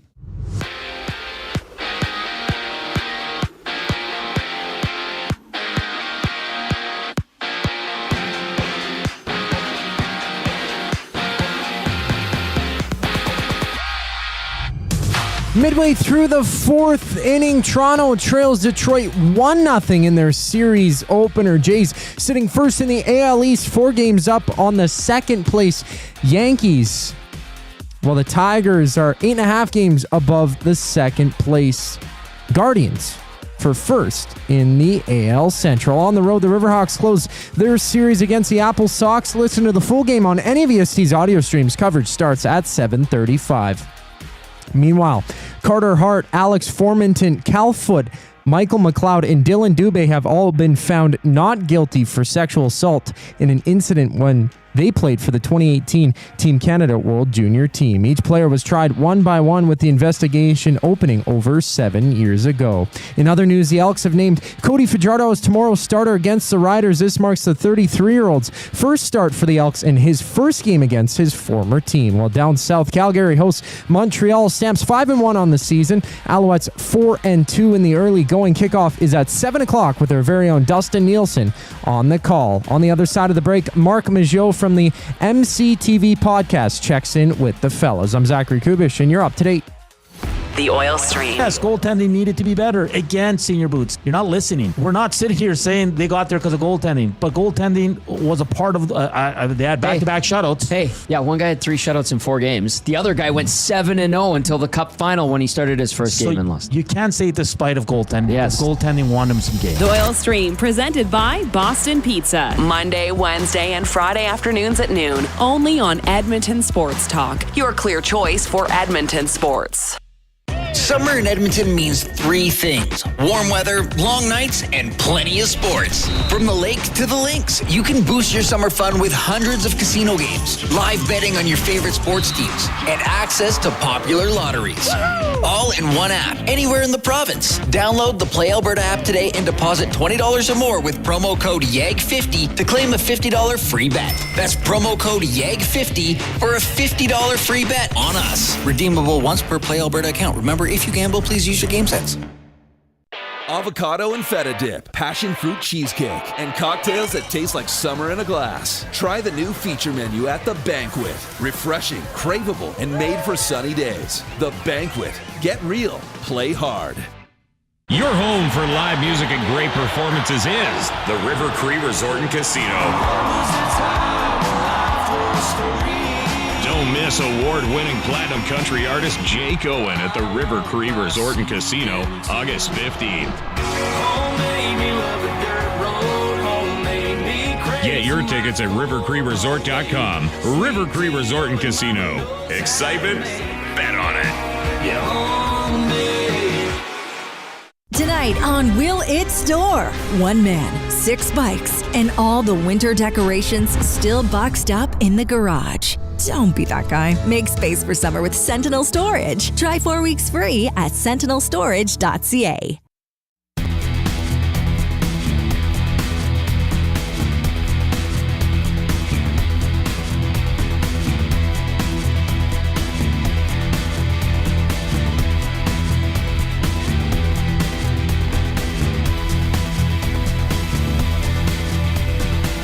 All right, thanks a lot for joining us this afternoon. The Elks headline today, it will indeed be Cody Fajardo at quarterback tomorrow on the road against the Saskatchewan Roughriders. Depth chart came out today. What else? We got Beard back starting, and 2 of the new defensive backs are in. Yeah, J.J. Ross. We have depth charts, and we have too many papers. And I got it right here, and they're safety. And these guys Logan are like Jr. brand new signed to the team. J.J. Ross was on the practice roster. Oh, he was on the practice roster. Sorry. Yeah. Okay. So, yeah. Well, that might, I mean, we've been talking a lot about quarterbacks. Secondary might be the biggest area of weakness, though. Yeah. Like, I know, well, they don't get sacks and stuff, but, I mean, there's been some presence with the linebackers and even the D-line at times. The secondary's been picked apart. Our next guest gets me fired up for Gemco Fireplaces, proudly serving Edmonton and area for 45 years, the authorized dealer for Napoleon Fireplaces. Whether it's gas or wood burning, look no further than Canadian-made Napoleon Fireplaces. All the Napoleon products you need are available at Gemco, 9281 50th Street. From the MCTV Podcast, along with Corey Graham, it is Marc Majeau checking in for the second time in 2 weeks. Superman chat a couple weeks ago. And today I texted you because I was like, I wonder if Mark's into wrestling. It'd be nice to have some perspective on Hulk Hogan from maybe someone who was more... I don't know if you saw the start of the show. Jay pretended he'd never heard of Hulk Hogan and convinced me. And I was like, what is going on? And then he was like, no, I'm fooling around. First of all, how are you doing, though? It's great to see you again. Yeah, thanks for having me on, fellas. Thanks for having me on like the weirdest news day we've had in a long time. I appreciate you making time. Well, it was, and we just talked about one of those items. But first of all, I mean, Hulk Hogan, like is he, I'll put it to you this way, because of how he helped elevate the status of WWF, as it was called at the time, is he the greatest wrestler of all time? Yeah, I think if you're making a list of your greatest wrestlers, he's one of the first names you probably think of. When you think about kind of the peak of pro wrestling, really in general, came in the mid 80s. That maybe a little bit of a peak later on, but in the 80s, man, they were doing 60,000 people at WrestleMania 3, and he was the main part of that. So while we have very popular wrestlers today, I think everyone's parents and grandparents listening and watching this knows who Hulk Hogan is. And that's not the case for like a John Cena or like a Cody Rhodes. So yes, I would say he's probably the greatest wrestler of all time. Oh, you think he's even more of a household name than The Rock, who's obviously gone on to an acting career, even Cena, with Peacemaker and all that stuff? I do think so, because when you see that handlebar mustache and like the fading blonde hair and the bandana, like you know right away. And I'll use your parents. They went to the studio the other day, right? Yeah, they were here packing. Yeah, would they know who John Cena is? No, but they would know who Hulk Hogan is. They would have right? heard of Hulk Hogan. Yeah, definitely. General awareness. I think he was a super famous person right when the concept of famous people was kind of like peaking. Oh, that's an interesting way to put it. He was super famous when the concept of, and maybe too, the concept of pay-per-view, the concept of video rental, right? Yeah. With the pay-per-views being put out. Yeah, and like putting Hulk Hogan and Andre the Giant in the main event at WrestleMania 3, they had done that match, probably about half a dozen times before that. But the promoters were trying to kind of help launch this new thing called pay-per-view, and it was a kind of a gamble. Will people pay to watch something they can get for free once a week? If we put a little shine on it, can we get an extra $30 a month? And that set the mold for, I know boxing was doing it before that as well too, but think about stuff we pay for now on pay-per-view, and pro wrestling was a big reason why it costs so much to order these things now. Marc Majeau joining us here on the Reid Wilkins Show. Marc from the MCTV Podcast. If you haven't listened to it yet, you're missing out. If you're a movie buff, you got to check it out. These guys hammered out of the park. Marc, once this is obviously today news that Hulk Hogan has passed away, but in the coming years, and when you look back on the WWF and what is now the WWE, what is going to be his piece? What is the Hulk going to be remembered as what his biggest contribution to wrestling was?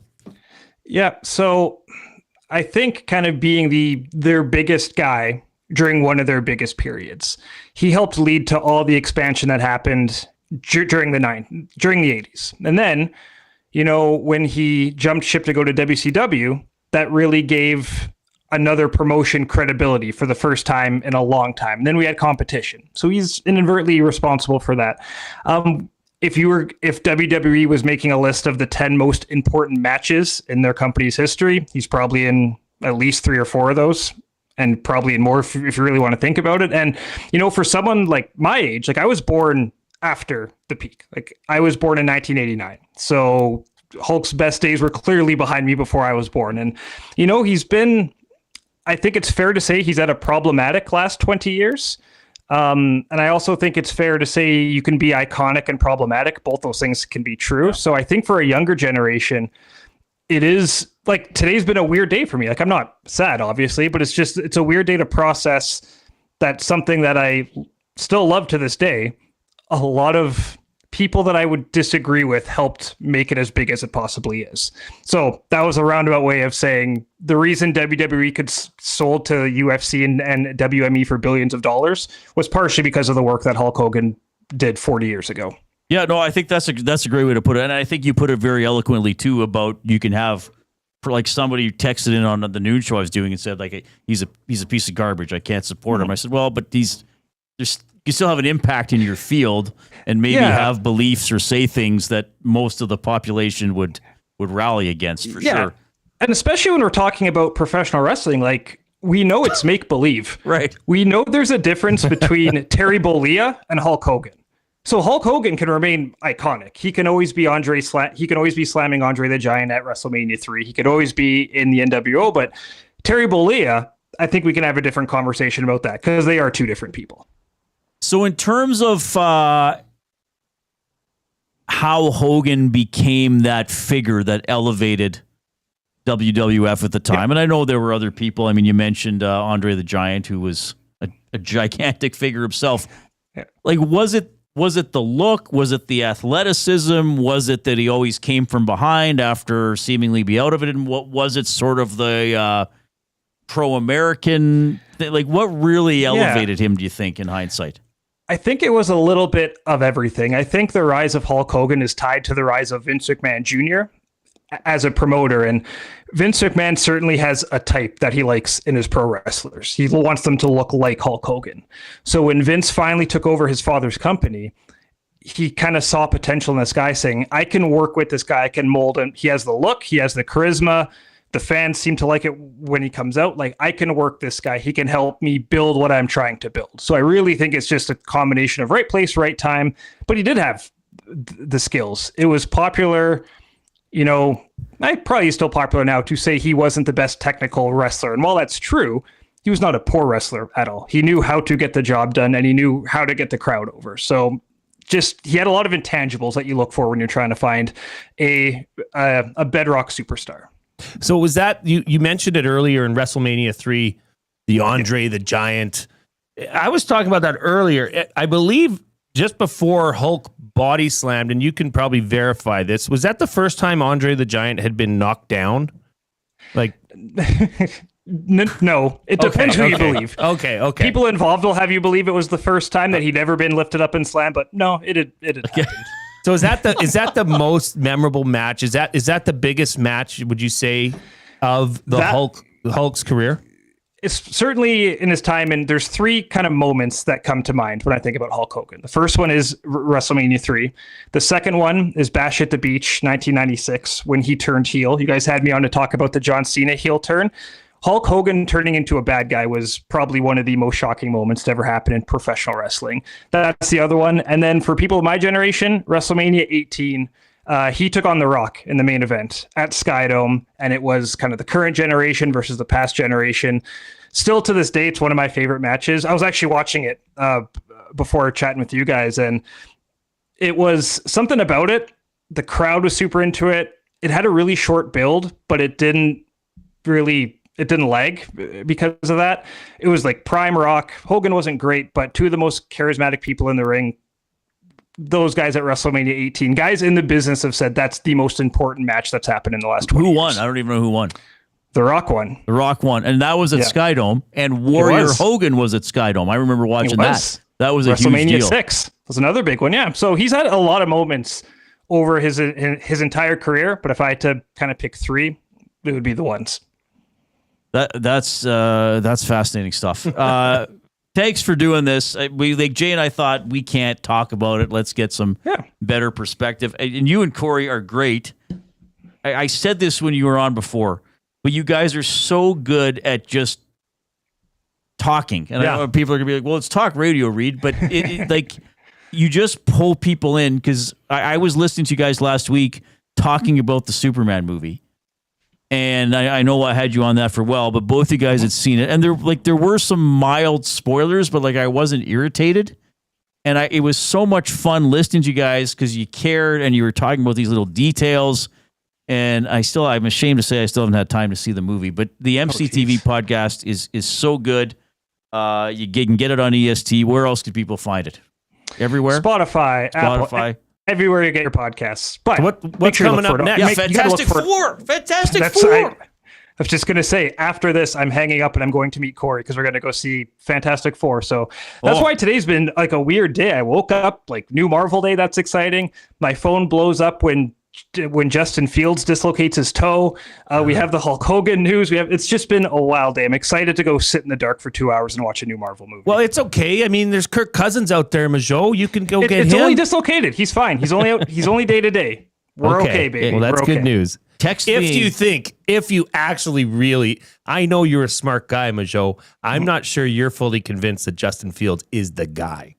No, No, but his contract also dictates that, right? So it's not the worst thing in the world. True you know enough. how much I'm looking forward to having like a quiet 6-11 season this year?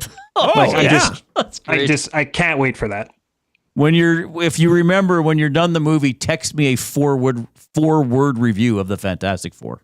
4 words? I will write that down. Okay. 4 words to read. I will do that. Thanks for having me Mark, on, gentlemen. you're the best. Thanks for coming Appreciate it. Thanks, guys. Marc Majeau, he and Corey Graham bring you the MCTV podcast. So, I'm glad we had him on because I didn't know about all those matches, and I don't know about some of these benchmarks of Hogan's career. So that's pretty interesting. The longevity too is really interesting in a sport like wrestling. Sorry, the world of wrestling in sports entertainment, because guys do get hurt. Oh yeah, wasn't there a guy? Okay, so who's the country singer? Luke Bryan. Yeah. And I think there was a wrestler, Daniel Bryan. I think he went, yes. Oh, I think he got hurt really bad shortly after he was really popular and got hurt. Well, Mick Foley was the poster boy for injuries. Right. So even how long Hogan lasts. And Mark put it great. Like, there's a difference between Hulk Hogan and Terry Bollea, like the real person. So that was a great chat. Terry in the Nasty Chat says, Reid, check out YouTube. Mr. America took a lie detector test. There were rumors Mr. America was actually Hulk Hogan. He was absolutely amazing. Okay. I'll have to look at that a little bit later on. I did not know about that. Huh. Well, that's the great thing with these storylines. They can make it as twisted or as mysterious as they want. Yeah, right? True enough. Which is pretty cool. That was great to have Marc Majeau. I love talking to Mark. He's great. He's awesome. Enjoy the movie. Again, Terry says, yes, Daniel Bryan had a broken neck for real. Well, you can say it's not a sport, but those actions are real. When you're getting slammed or I know there's ways they can make it as easier on the body, but when you're flying off the top turnbuckle and literally throwing your body at somebody, somebody's going to be sore the next day, right? And probably both of them. So yeah, the injuries that must have amassed on their bodies are just incredible. But I liked when he said that, how, Hogan had fought Andre the Giant before because they're touring and they're doing the same show. Yes. So it's like, the belt's on the line tonight in Buffalo. Well, now Wednesday in Rochester. Maybe he'll win the belt. That they're doing a lead up to it, but that was interesting about the pay-per-views as well. Edmonton Sports Talk presented by Play Alberta, your home for online gaming excitement, featuring casino games, live dealer action, lottery, instants, and sports betting. Now with the new Play Alberta app, you can take the fun with you anywhere. Download the app or sign up today at playalberta.ca. Final segment, words of the day when we get back.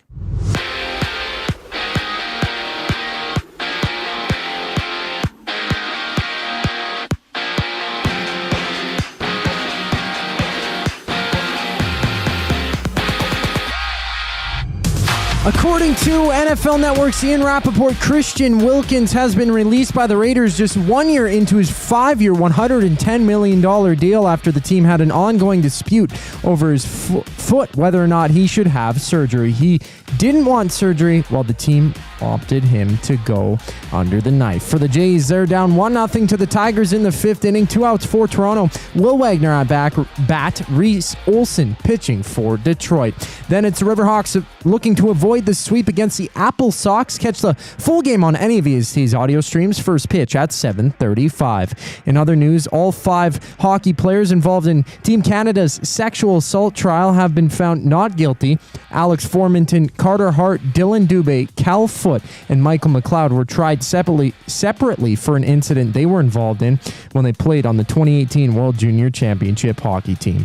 For the Elks, Cody Fajardo gets a call tomorrow facing his former team in Saskatchewan for the very first time. Tonight, the Stamps and Alouettes go head-to-head. Kickoff goes at 7 o'clock. The final segment of the Reid Wilkins Show brings us back on the other side of the break. I'm Zachary Kubish, keeping you up to date. EST Afternoons. Dustin Nielsen, the boss man here at Edmonton Sports Talk. Cody Fajardo gets the start, but for you, is this the right call heading into tomorrow's game? I would have been extremely critical of the organization if they didn't make this move. It's the no-brainer. You didn't want, when the season started, for them to be in this position. To me, Cody Fajardo was always brought in for this exact moment. EST Afternoons, weekday afternoons 1 to 3, only on Edmonton Sports Talk, your clear choice for Edmonton sports. Your brand deserves more than just a whisper, it deserves a buzz. At the Hive Product Marketing, they specialize in promotional products that bring the buzz. From eye-catching giveaways to unforgettable keepsakes, they got the perfect products to make your brand stand out and get noticed. Visit the Hive Product Marketing and let them create the buzz your business deserves. The Hive Product Marketing, the official merch partner of Edmonton Sports Talk. Visit them online at thehiveproductmarketing.com. Looking for a winning strategy for your retirement? Contact me, Joaquin Gage at K4 Financial, where expertise meets dedication. I will always look for a careful approach to your retirement, ensuring your financial future is secure. From tailored strategies to clear, actionable advice, I'm here to guide you every step of the way. Don't leave your future to chance. Get in touch with me, Joaquin Gage, today at k4financial.ca or email joaquin.gage@k4financial.ca to start planning for a brighter future and a more secure retirement. Hi there. If you're like me, you like to picture yourself in luxury, even though there's absolutely no way you could afford it. And if you can, well, even better. Thankfully, I picture myself in something that is luxury, but still absolutely affordable, like the all-new Mazda CX-90 from Park Mazda. With the new luxury features like facial recognition settings and quilted detail Napa leather seating, I can pretend to be comfortable with all of my proper settings activated without even touching a button, thanks to Mitch Lewicki and the great staff at Park Mazda. I like to picture Mitch Lewicki as a ninja fighting off evil samurai. Park Mazda, your dealer for life in Sherwood Park off Y Road, parkmazda.ca.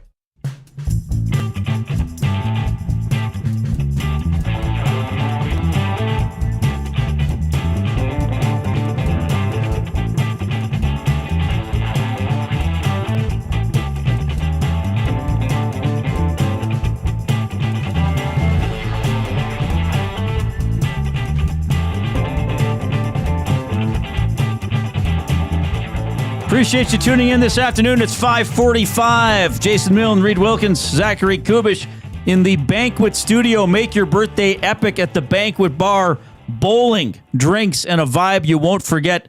Book your party now at thebanquetbar.com. You can post in the Nasty Chat with us and with each other. If you have not yet done it, give us a thumbs up. If you're on the YouTube stream, in the Nasty Chat, we appreciate people checking in. Abuski says, such interesting guests today. Kudos. We appreciate that. Yeah, thank you. We had Dave Jamieson on the show, Marc Majeau. Do we have somebody else? Oh, and our Pasta Pantry Athlete of the Week, of course. Yes, Maliya Pankiw. And before you know it, it's going to be the Labor Day Classic. And do you know that Edmonton Sports Talk has partnered with the Elks, and they are bringing together the Labor Day bus presented by Canadian Club. Go to edmontonsportstalk.com and click Labor Day bus. I know there's several of you that have already signed up. Ticket sales are going well. I know I'll be there. Hernan will be there. Maddie will obviously be there. The Coob's coming. I heard this morning on the Hangout, the Jasmine's going to be there. So enter the promo code EST Labor Day and you save $25. You get it for $125 plus that's a ticket, travel to and fro. Yeah. That's and 2 drinks on the bus on the way down. That's a pretty fair deal. If you haven't done it, I have not done it yet. I have not done a Labor Day bus. Have you ever done a Labor Day bus? I have in the year Kay Stevenson was the coach. No way. David Archer was the quarterback. Was the bus hydrated? Yes, it would have been. I would have not have been at that time. But yeah, it wasn't the Esks didn't have a good game. I think it was like 24-10. Let me check here. This bus will be hydrated because of Canadian Club. Because with that, you get 2 beverages on the way to the game and then a post-game pizza meal on the bus home. 19. Maybe that wasn't the year. It was one of the first years we had seasons tickets. 1998, Calgary 26-8. Might have been that game. Were you on a school bus? Yeah. It was a school bus? Yeah, pretty sure. Yeah. This is not a school bus. This has a washroom right on it. What is this? Of course, looks like Big Ukes going. Oh, nice. Mountainous. Elks winning on Labor Day last year, 35-20. They've actually won 2 of the last 4. What is Uke? He's a big molten. No, sorry, he's a mammoth molten mound of magnificent of magma manhood. And it's magnificent. Yes, magnificent magna manhood. What are we at now for the all-time series? It's now 31-31-1 for both teams on Labor Day. Ooh. Edmonton had a 7-game winning streak in the 50s. Calgary had a 8-game winning streak from 2012 to 2019. Yeah, they've won a lot since 2005. The Elks only have 4 Labor Day victories since 2005. Well, Calgary's been good, and Edmonton has not been as good. That's true. All right. 780-218-9999 is how you can text us. It's the afternoon inbox presented by River Cree Resort and Casino featuring Italia Restaurant, home of the $6.99 brunch special that is from 11 a.m. to 4 p.m. on Sundays. Shall we? The word of the day with Reid and Jay. Oh, I'm sorry. Did I break your concentration? What do they got to say? Say what again? Say what again? I dare you. Let's find out. English, do you speak it? Then you know what I'm saying. Like Dave Jamieson was so good. The line, sometimes I had to ask Ricky Ray to blink so he was still so I knew he was still alive. And then I did not know Jason Moss decided to run home or run from Ivory Wind Stadium to the hotel. That so doesn't frustrated surprise after me. a loss at Hamilton. His son, Jason Moss's son, is an incredible quarterback. Oh, really? By the way. How old? He's in junior high. He's in junior high. He wasn't in the flag football team? He was at the regional tournament. Oh, as nice. a quarterback for the team that won. Oh, cool. He is tall. Right, because if Jason's home is still Sherwood Park, right? He's a tall drink of water. Oh, is he? Yeah. Okay. You didn't name your favorite wrestler, by the way. That was the off-topic topic for William Huff. Oh. Who's your favorite wrestler of all time? I've never thought about it. Come on. I guess the one that I enjoyed watching in his antics was the Ultimate Warrior. Yeah. And that's when I was, the couple years I sort of followed it. He was on the rise. Just the music, the face paint, and the mystery and the storyline. Coob, you didn't. And I name liked yours. the bad boy element of ravishing Rick Rude, and he would do that hip gyration when he would do it to the music. Ooh. Yeah, he got everybody going. Who's your favorite wrestler? John Cena? Yeah, I don't know. So why does he do this? The hand in front of the face. You can't see him. But what? But I can see him when he does that. Why does he do that? I don't know, It's man. just something You can't he see did. him. If you wanted to do it properly, you'd go like this. Because I can't see him. Well, you could see his But that hand. just But even became when his he's thing. waving You his can't hands, I see can what? still see him. He's going to sneak up on you and pin you. Because he thought he was cool. Did you know he made a whole rap album? John Cena? I haven't heard of it. I'm not surprised. Yeah.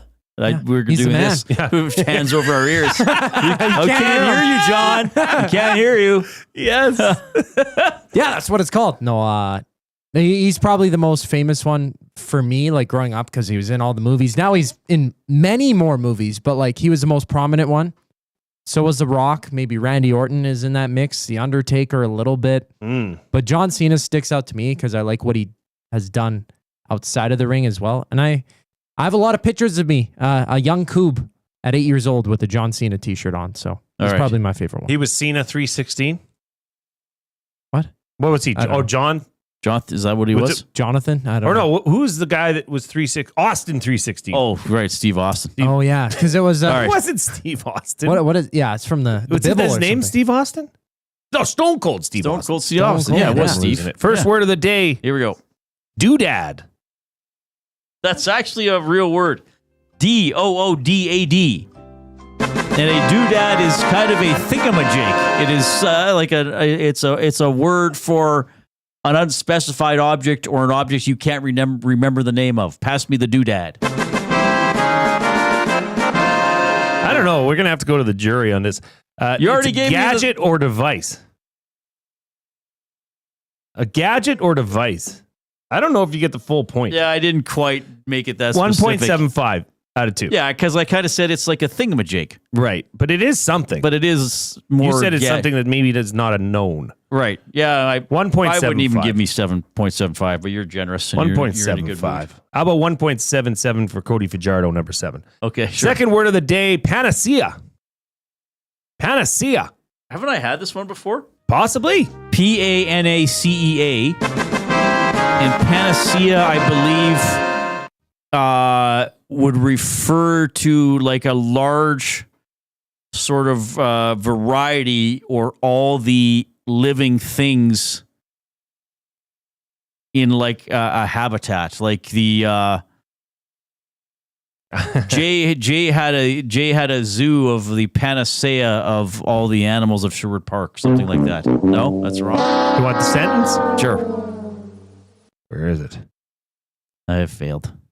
The new program should help with the city's housing crisis, but it's no panacea. Oh, I totally mixed up what that was. Were you thinking Pangea? Isn't that when the That's world the was big together? continent when it was all one continent, wasn't it? Yeah. It's like a quick fix. I don't know. I don't know. I thought I knew. I did not. A panacea is something that is regarded as a cure-all. That is, something that will make everything about a situation better. VR got it in the Nasty Chat. VR Montenegro. Did he? Yeah. You know what he wins?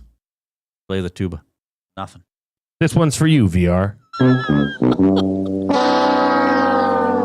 Even though he was right. Okay. I should have known that. I should have been better at that. I don't know what I was thinking of. Because pana does mean sort of all encompassing, I believe. Yeah. Yeah. Yeah. Great show, Jay. Thanks, Reid. Tomorrow, tee up the Elks and the Riders. We'll come up with some other fun stuff for you. On behalf of Zachary Kubish and Jason Milne, I'm Reid. Thanks a lot for listening.